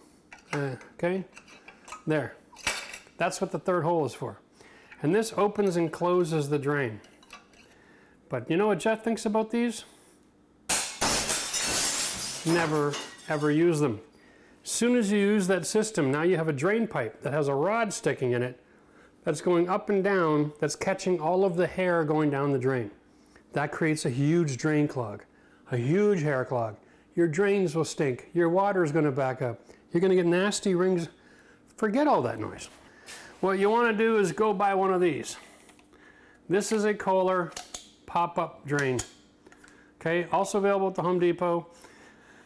I don't know why Moen doesn't have a pop-up drain, but they sell the Kohler part. That's fine. It comes with a gasket right here that seals off the sink. No putty required. You just stick it in the hole. Throw your little rubber washer on in here.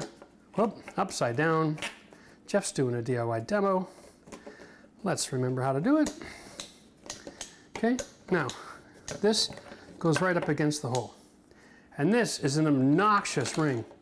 It makes it really easy to put a lot of pressure on that thread to force that rubber into the end. So what you do is you hold the end and you just twist like this until it gets completely sealed. The chrome pieces in the old days used to have a 2nd thread here. Very difficult to get all the threads in opposite directions working. This is a 1 unibody deal. Okay, and when you get up here,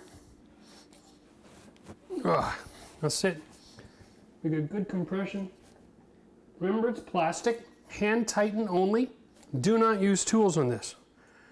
When you do your water test, we're going to run the water, we're going to close the drain, we're going to fill the sink, we're going to let it run again.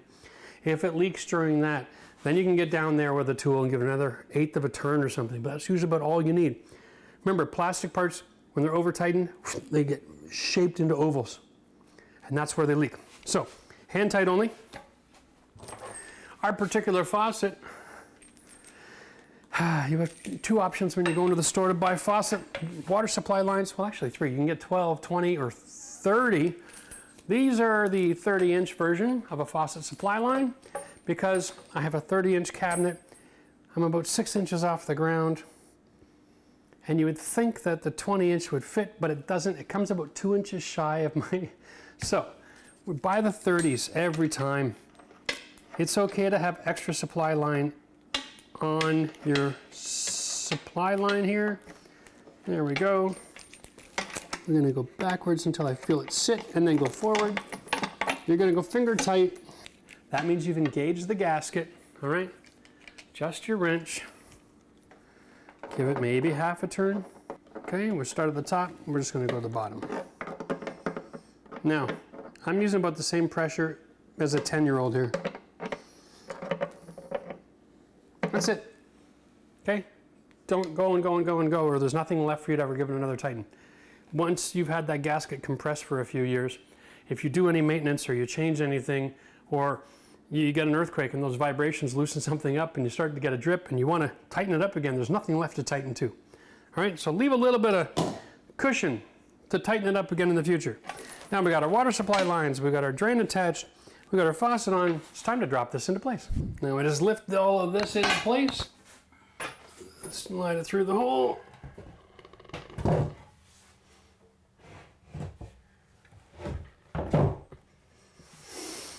Now let's shove it into that hole in the wall that we had made just for us. There we go. Okay, as you can see, the supply lines on both ends have a little rubber gasket deep inside. So the same rule applies. We're going to just install it, hold it up nice and tight, finger tight. If it isn't going finger tight, you're cross-threaded. Be careful of that. You should get a few turns. Here we go. You should be able to bring it right up to where it engages the gasket with your fingers. Okay. And you can take your little wrench here and okay, that's good. Again, we're going to do water tests, pressure tests, drain tests, all of this. It's easier to start a little light and get a couple of drips and then make adjustments as you go if you need it, right? Instead of trying to go too hard. If you're putting too much power into that, you can even break the connection right off the water supply line, the whole valve. So take things easy, one step at a time. All right, now while we're at it, let's talk about all this. Here's my P-trap. I like to set my P-trap up with Teflon tape. Alrighty, same thing. A couple of turns is usually all you need. You set this up.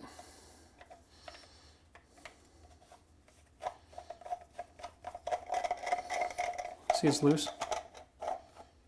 Once it's a little stiff, just stop, because we want to adjust our dimension first. This is the collar piece, and basically it's a wedge. So the threads here are going to go in that gap, and they're going to create pressure on this gap to close, and it'll close around this pipe. Seems rather bizarre, but when things are perfect circles, it's hard enough to slide on to begin with. All right, and I haven't even tightened it yet. So that's a good fit. It's 1.25" on sink drains, 1.5" on kitchen drains. That's universal in all of North America. Okay, so make sure you're getting a 1.5" pipe to 1.25" for the drain. Whether it's plastic or metal, the outside diameter of these are always the same. So there's no guesswork here, all right?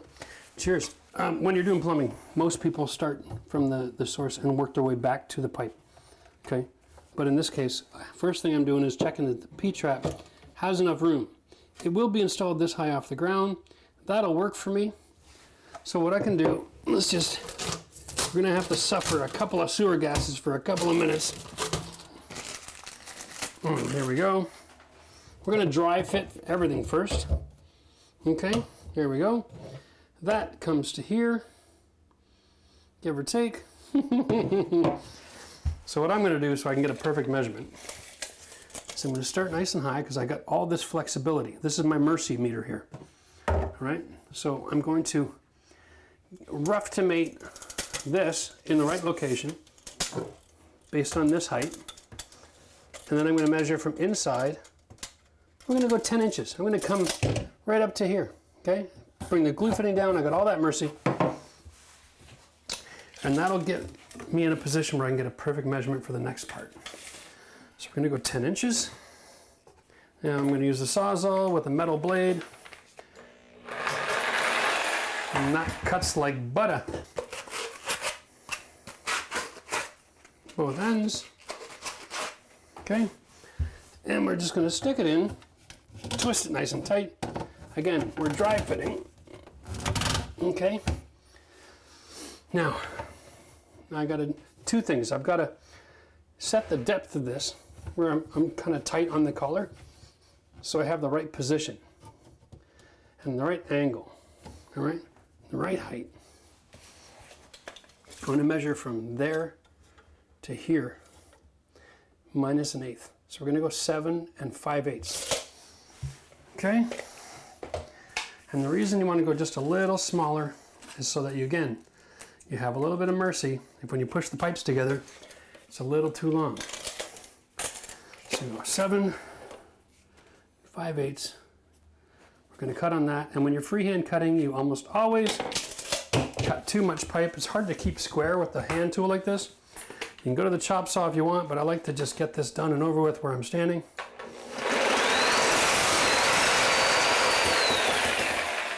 Not bad. That's actually a pretty good cut. Incredibly important, don't have burrs inside the pipe. They will grab hair. Okay? Now, we complete the dry fit by doing this. And then as we straighten out the P-trap, pushes in place.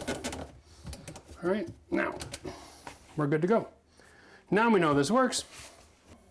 Okay, on your pipe and on your fitting, on your pipe and on your fitting.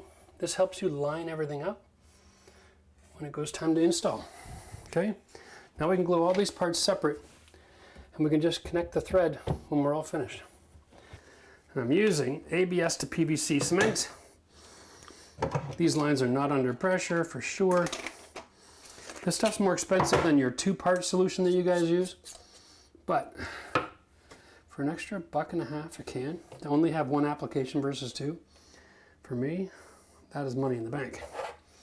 You want to do both the fitting and the pipe, push them together, twist and hold them, because there is this repelling action. I don't know the science, I just know what happens. Count to 5 and we're good. Okay, now we're going to push this up. We're going to bring that mark back forward where we want it. Okay. Now we can connect the rest of this assembly. Same process. This is that easy. Now we're just going to lift this up, tighten these threads together. What in the heck, hey? There we go. I'm going to tighten this. Make sure we have a slope downward here. Okay, that's important. But 1 degree is all you need. And we're ready for a water test. Drains take more testing and take longer to test because there's multiple situations. Water supply, if it's leaking, baby, it's leaking. Now we can check back in an hour or so and make sure there's no drips. If so, we can give it a like 1/8 of a turn. Let's do this now. First thing we're gonna do is check the water for passive drainage. Is this seal here good? And is the seal underneath good?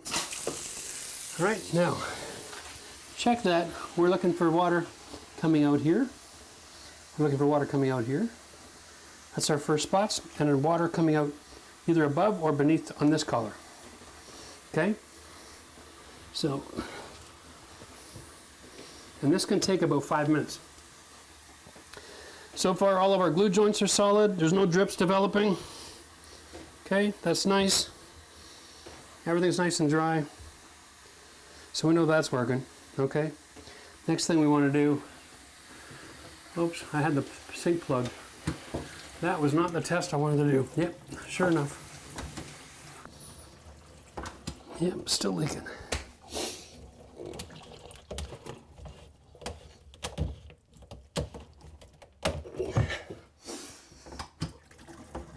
Oh, I'm just loving this. Pile of shit.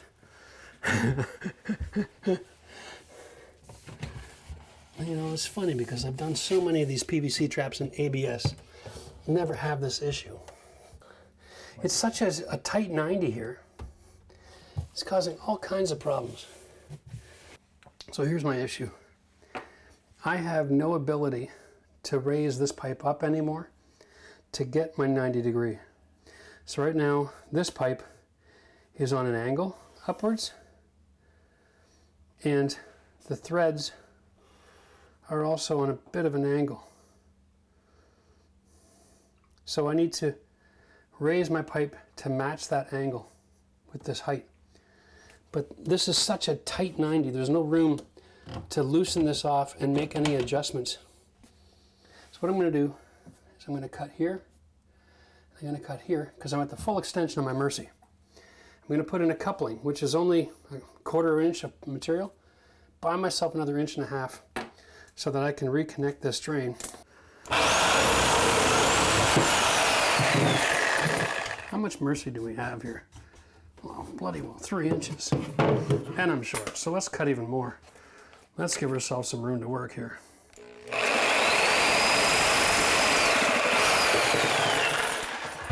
Okay. Okay, now, everything here is flexible, right? Let's bring this down. Let's hold them together for a second or two. Loosen off the collar. Let's get down under here. There we go. Now we got some flexibility going on. Okay, we should have no problem getting this up to position and tightening this on just like God intended. There we go. Okay. Okay, let's get all of our tools out of here. Do the drain test. And we have contact. Fantastic. Now,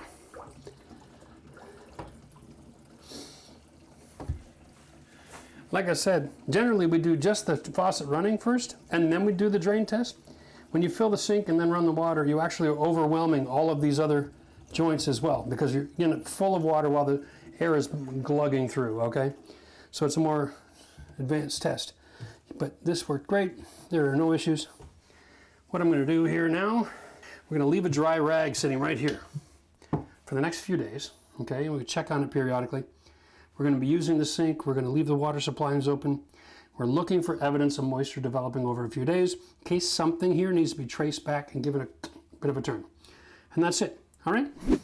All right, so I came in the bathroom this morning and I realized that I missed something. I don't, generally speaking, rely on cheater vents for my plumbing. Where I am in Canada, all of our vents for sinks are in the wall. But I have to add a shear vent to this line, just like on that box.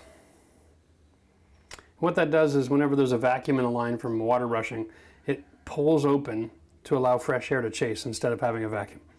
And that keeps the water moving nice, and that keeps things from getting clogged up. So what I got to do is I got to take my sanitary tee here and line this up and then mark for a cut where those two inside corners are. Right here and right here. Okay? I'm going to cut this piece of pipe out, and then we're going to install that tee, put a little riser on it, and then put our cheater up here.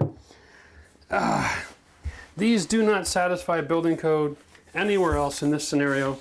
And if you ever have to use them according to building code, this has to be higher than the floodplain of the sink, which means it should be installed somewhere other than in the cabinet. But because we are in a mobile home, there is no building code, just recommendations for how to do things. So here we go, try to keep this straight.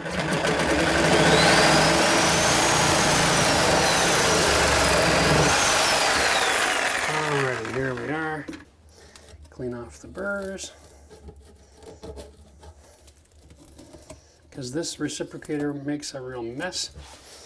This is the sanitary tee, so you want to have the entering air chasing the water.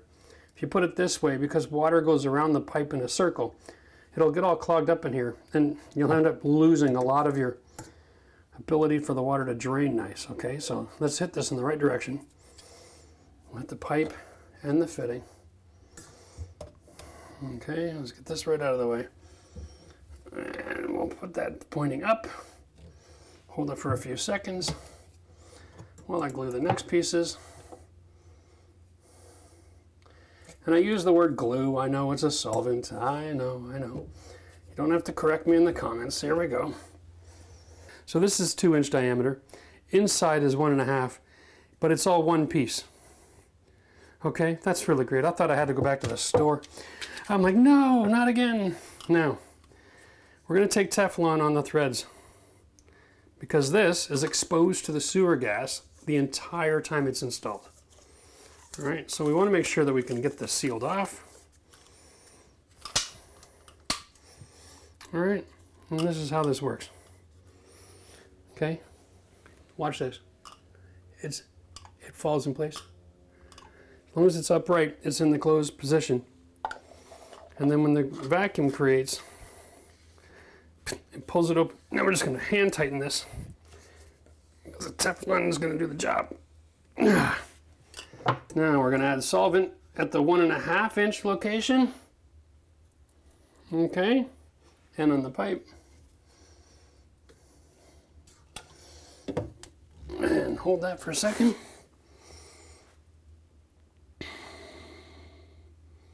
Okay, and now we're going to add solvent to the other half of the fitting, to this pipe, and we will roll this in position. There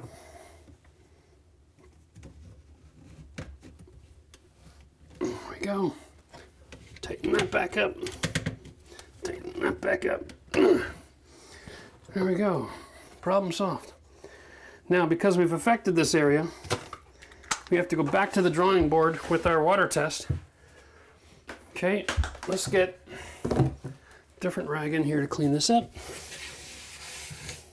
because we got a little bit of moisture. There we go.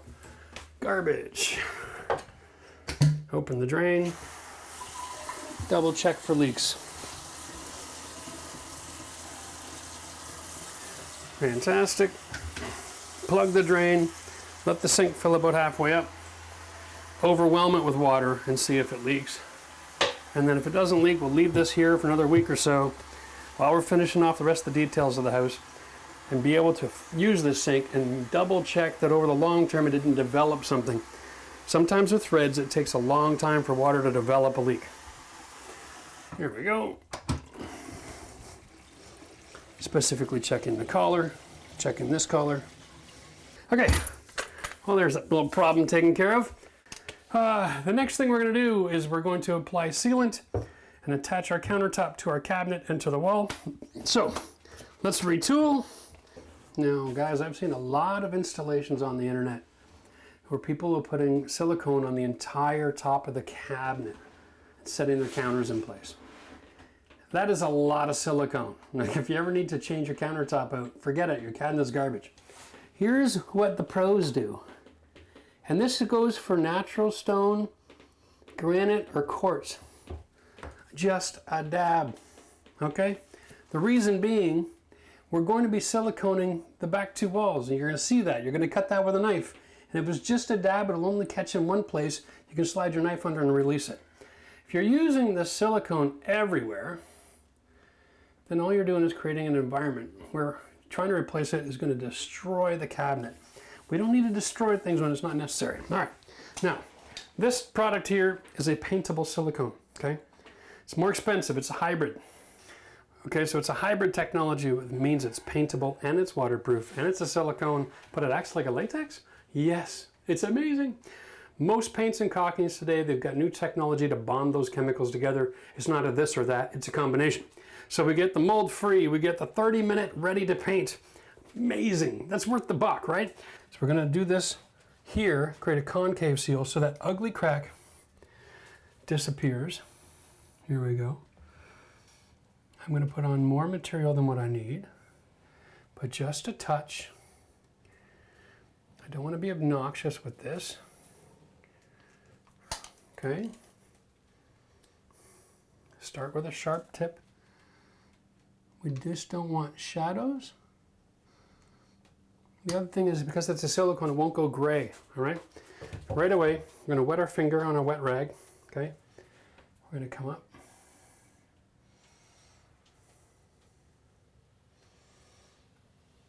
Get a nice edge. As soon as your finger's dry, go wet it again.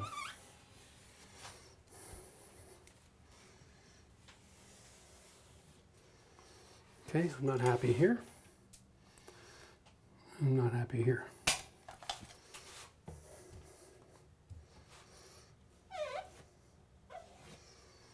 There we go. Remove the excess off the countertop. Don't worry about the wall. That paint's in. All right? That's ready to go. Trust me on this. We can then take our paintbrush and we can draw a nice straight line back there. Same thing, we have a nasty shadow. It's going to collect dirt. You don't want to use clear silicone, which is what I would have recommended in times past until we had this technology. But now that we got a paintable silicone, we're going to make this countertop look like it's like it's designed to go flat up against the wall, which really, guys, they should be. You know, like if you get granite or quartz, it's square and you don't have a gap. But these things, they're making all these pieces of furniture make it look like they're designed to be in the middle of a bloody room. All right, there we go.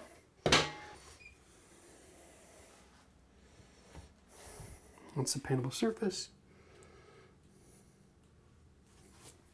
You'll notice in that corner it's ugly. Not enough material for me to wipe away. I'm ending up having to dig into that hole to make that look pretty. Okay, so we're going to come at it from this way this time.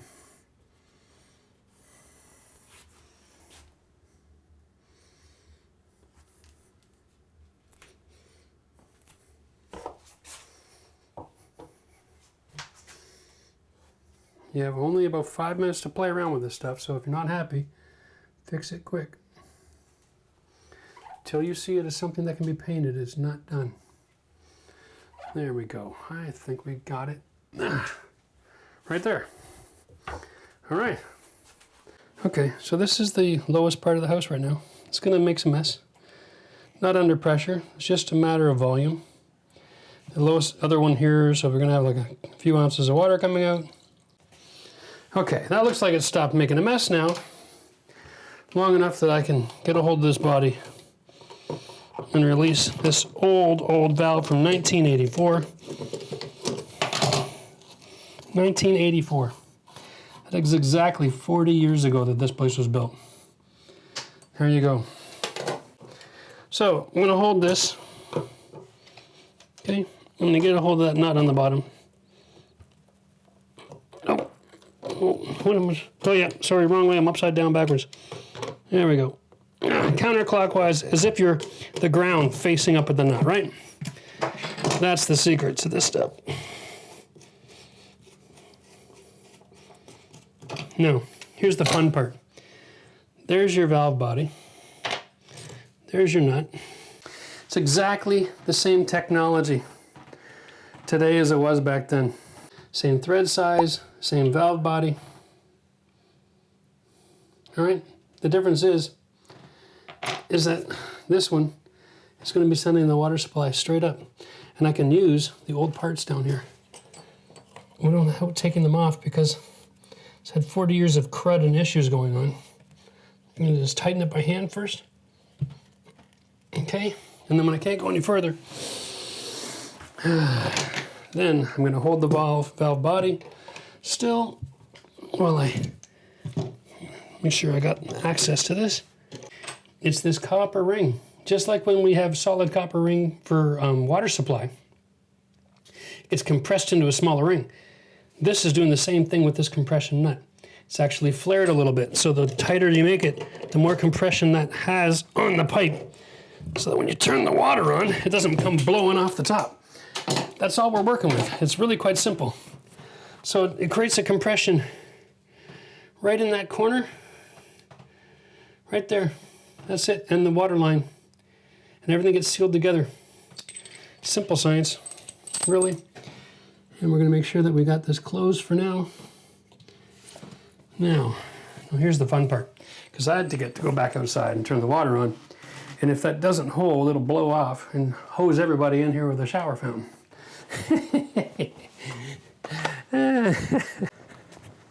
I don't hear you screaming. Okay, so now it's time for another split pipe flange. Where's my weak spot? And there it is. Great. I'll throw that to the back. And that looks really nice. Booyah! All right. Okay guys, time to install our toilet. And of course we have issues with subfloor height. This is the existing PVC ring. It was flush with the ground, but we've raised it up obviously between floor leveler and Ditra and tile. So I've got here the Odie Twist and Seal. That's what it's called, okay? 3-inch PVC twist and seal replacement flange. All right, available at local Home Depot. This rubber gasket, this is actually flared. What we're gonna do is set this in here, and we're going to, with minor downward pressure, we're gonna just keep twisting while that gasket is running higher and higher and higher up the toilet. Okay?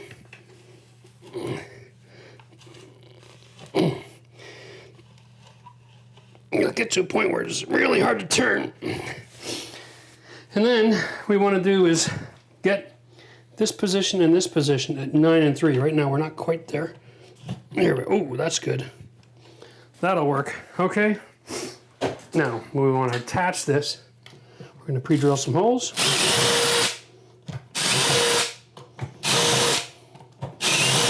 And the reason for that gasket is to keep any backup from the sewer from coming into your house.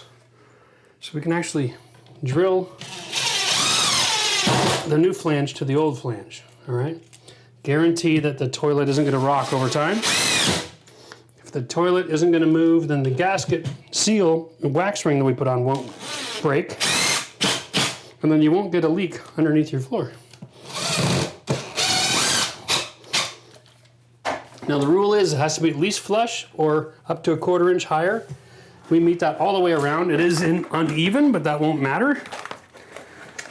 Okay, here's we go. We're gonna save the hardware for later. This little washer right here, this is money, okay? Because this is used as an extra pair of hands. What you do is you put your washer, there's a skinny side and a wide side, put it to the wide side, right where you want it, and then you pull down this little plastic thing. It holds the bolt standing straight up, or close enough that you can maneuver, all right? There we go. So now as an individual, I can come over here and I can set my toilet in place. There, I just wanted to get that standing straight up as much as possible. There we go, all right? Here we are, there we are. It comes with the extra size wax ring. I went to the Home Depot this morning. I was gonna buy a normal wax ring because I knew I was gonna be at least flush and maybe a little higher. They only had the extra size available. That's fine. It just means a little bit more work for us when it goes time to set our toilet down because I'm gonna have extra wax in the way, okay? Now that's prepped. Now all I gotta do is grab my toilet, hover it over, identify those bolts, and then set it straight down on the wax. Tighten it up, connect my water supply, and away we go to the races. So let me go grab that, and then we will install the toilet right now. All right, so the way you do this, guys, is attach the back to the toilet first, and then you just hover it. Find that bolt, find the other bolt, and then try to set it somewhat straight down. Yeah, into the wax. Okay, if you use leveling clips on your floor, there shouldn't be any wobble. Rock and roll. There. Here we go. Great little bolt nut system. This is for the seat. These just twist on really quick and simple. Okay, I gotta get a screwdriver to finish this off. Maybe my knife will work here just fine. Oh yeah, there we go.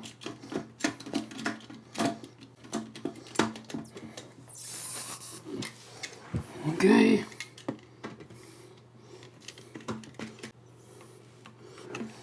Line that up and just snap them closed. Okay. Now, the cool thing about this is kind of like a wing nut. Okay, so you get great compression, and then this is easy to cut off. Snap the cap on. Here, it's that simple. Easy, easy toilet installation. The only thing you might want to do, consider this. If you have an uneven floor, consider saving some of your grout from your floor. Mix up a little bit and grout the toilet area. So if you have any rock at all, you put in your sanded grout, and after it sets up in a few hours, it becomes a stabilizer. It's like a structural element for your toilet. So then everything part about this toilet is translated with load right direct to your tile, okay? And you can polish it up and clean it up and put a clear silicone bead on it. It looks really attractive.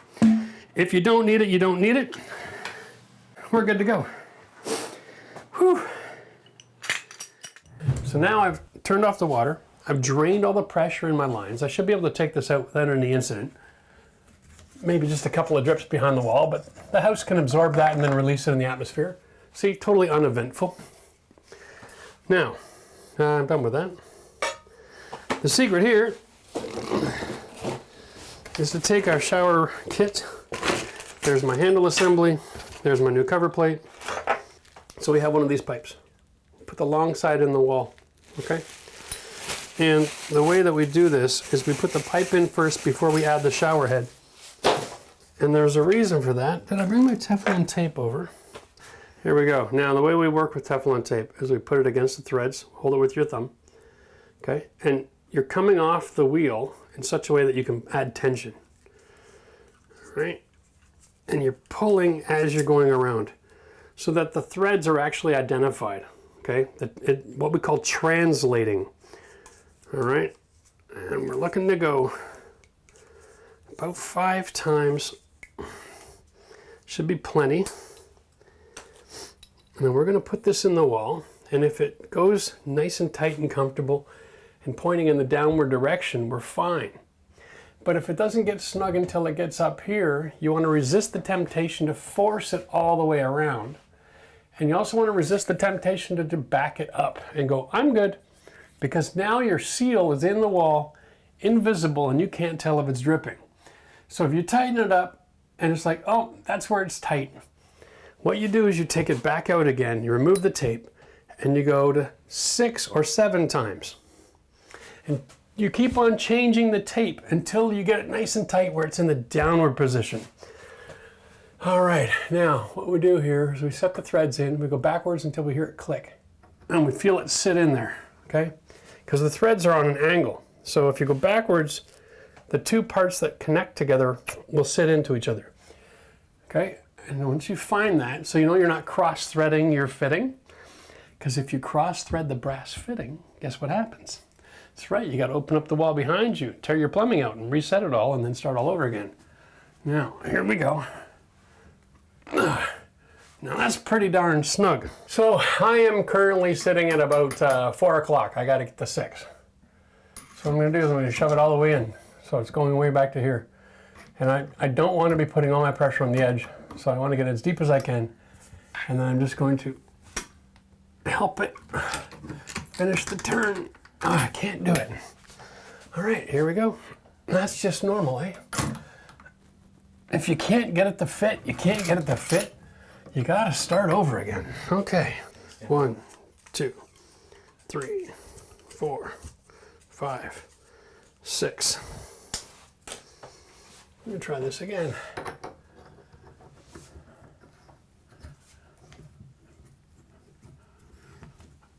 Oh yeah, this time I got to 4 o'clock with only one hand. We're good. We're gonna get it all the way now. There we go. 1/2 degree off. Perfect. This whole shower kit comes as one piece, the rough-in and the trim kit. There we go.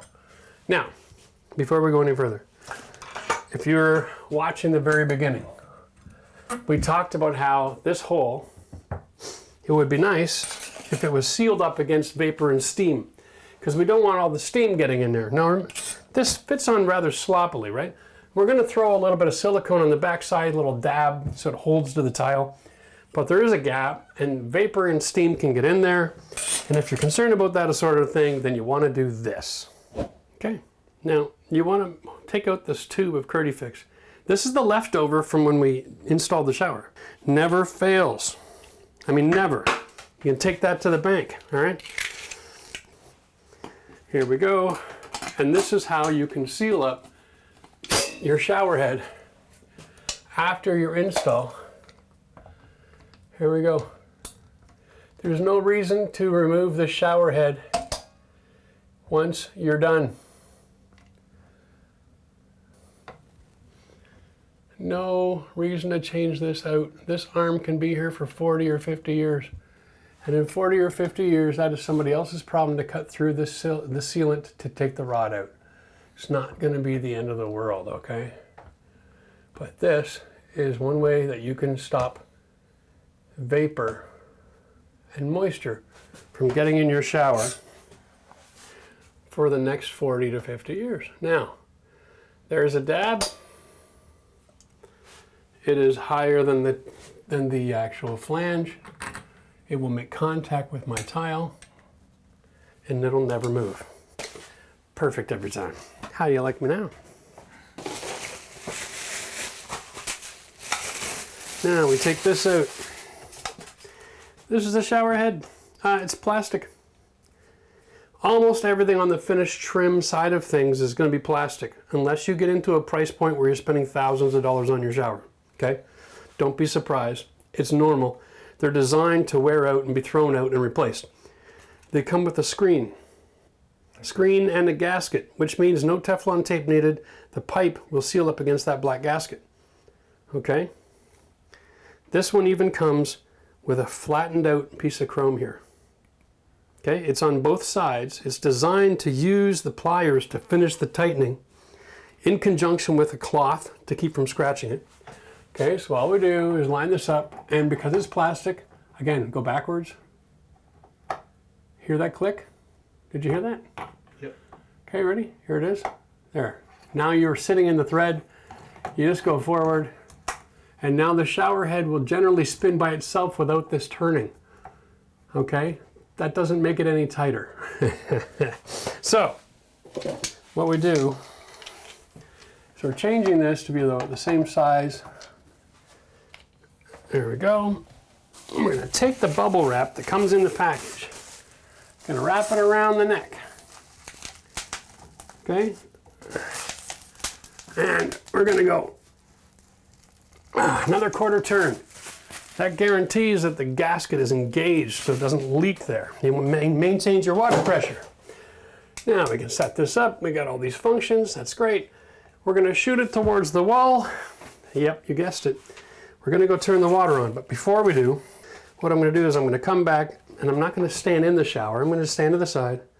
There's a flat section on this pipe, top and bottom. Okay, and we're going to just go adjust this. See this? I can turn this all day long. There is no positive stop. This is hardware assembly here. Whoa, there's my set screw. Dangerous. Why is there a hole in this thing? This assembly here is what creates my positive stop, okay? And there is a hole in there, that's dangerous. Okay. All right, let me go turn the water on. There should be water coming in through this faucet before I get back. All right, I'm at the street. Got the valve. Yeah, here we go, full pressure. Probably hear some air. Here we go. Let's figure out where this is. Oh, did we find it? Nope, not quite. Usually straight up and down.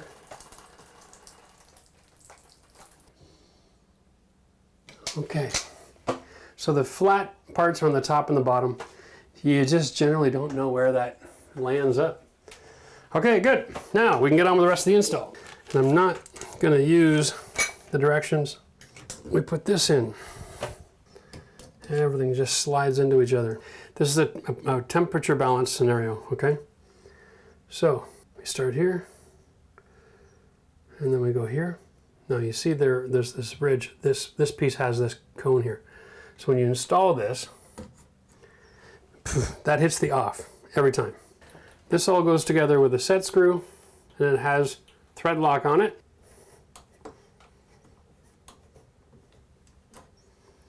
Are you kidding me? Uh-oh. I think the set screw is actually for the handle. It is. It's for the handle. No. Where's the one for the valve? Nuts. Ola.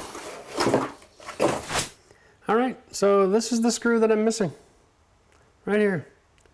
This is the screw that goes up through the handle and connects the handle to this, but this needs to be mounted to the rest of the assembly and into the valve itself, and that's the screw that I need. So I'm gonna order this as a replacement. All right, so the irony is you're supposed to install the flange first anyway. Now, this one has the same cutout with that top section. This is a gasket to seal around this metal.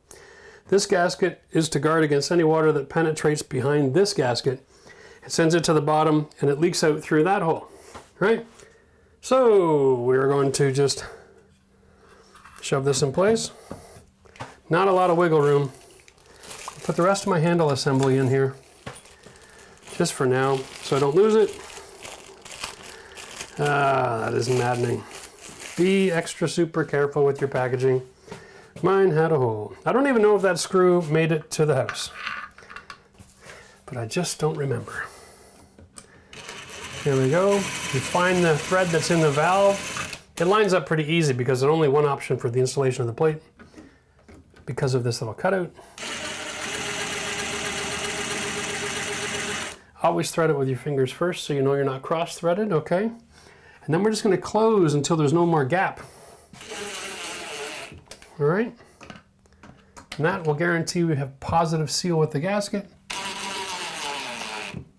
Make sure that that's the case all the way around. You want it looking pretty.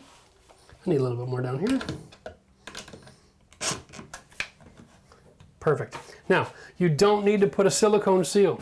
Silicone looks ugly up against this chrome. Remember, it's a chrome-plated plastic, right? It's not a metal. And if you put it on here, water is guaranteed to cause this thing to peel. There's a lot of expansion and contraction with this plastic plate, and the silicone will lose its bond. So you want to leave that clean and sexy looking. I put my thread screw in here. It's waiting until the parts arrive on Saturday. Yay and hooray. But for the most part, I'm in business. Okay.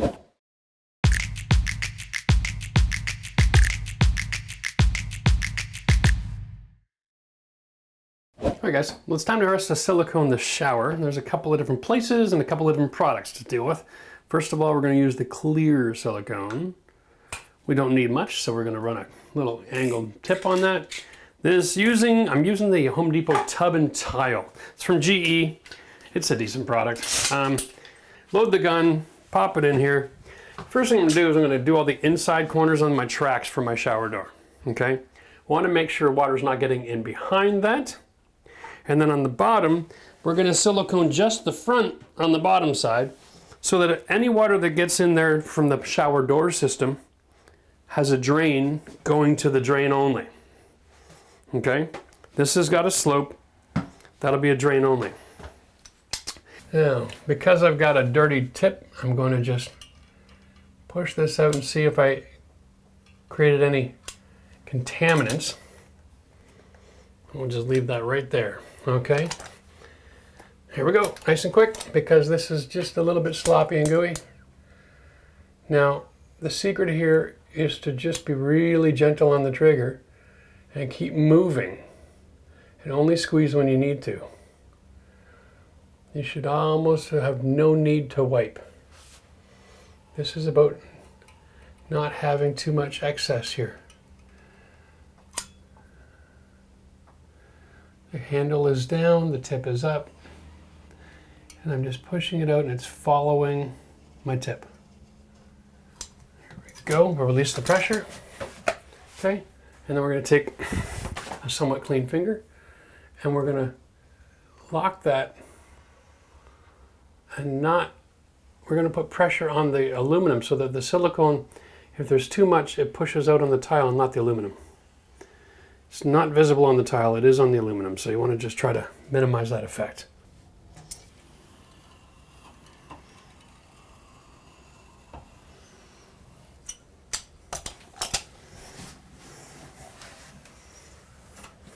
There we go.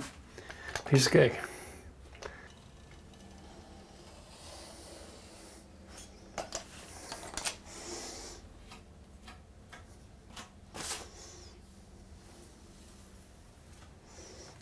And done. Okay. All right, now I'm going to switch over to the white. What we're doing here is really simple. I've got some gaps. I've taken my angle on my tip so that I'm pushing silicone into the hole and I have nothing on the surface. And everywhere we go, changing the plane, which is the same material in a different direction. All right, I'm just going to fill that gap. I don't even have to wipe this. I'm just filling the gap. Okay, oh, we're a little bit full there already. Filling that gap.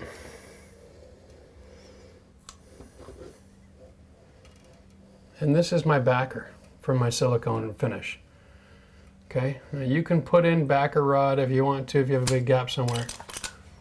But the easiest way to do it, I find, is just to fill it with some silicone. I don't have a gap, so let's do it around the shelf, and I tape this one off. Because I want to have a nice straight edge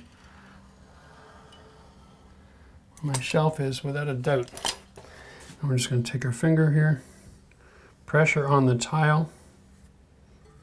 Okay. Keep the tile edge clean.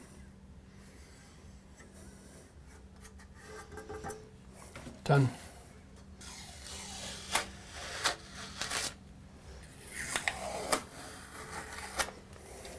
Perfect.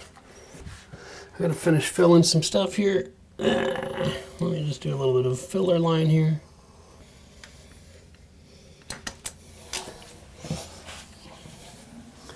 Yeah, this is just filler. It's just a great big hole. So, you're not gonna get a nice job trying to fill the hole and do the concave at the same time. Because when you wipe it, you're gonna push it in to that hole, and then you're gonna be all kinds of trouble. So create a backer. Like I said, we're going to give this about an hour to set up, and we'll finish it. Okay. All right, so now it is time for us to go and do this again. The silicone, you can see, it's flexible, it's malleable, it's tacky, but it's not coming off from my finger. So it's perfect time for another bond. Now the first coat, we cut that. All right, the second coat, we're going to cut it a little bit bigger. That'll bridge the gap, from these wide gaps from tile to tile. All right, and you know, honestly, maybe even a little bit more. Yeah. Okay, there we go. And the whole idea here is we're just going to go back around the ceiling and these two inside corners that were a little bit out of control. And this time I'm going to remember to puncture the caulking before I put it in the gun. Here we go. Same product. What I did is I just took a half an hour and I painted the walls in the bathroom. Perfect way to spend the day. Now, we're going to get that going here. I'm going to start up by the ceiling because it is the most mercy. It's the furthest away. All right, and here we go. That's a nice bead. All right, now I'm going to pull back the other direction, and I'm going to leave that bump, and then that'll be easier to fill. Okay. Gentle here. Right over top of the old one. Right to the middle of the room. And then I'm going to reposition my chair to do the other side. Okay, nice and gentle. Leave that material up there. That is your seal. If you scoop it all out, you lose your seal. Okay. Okay, now same thing here.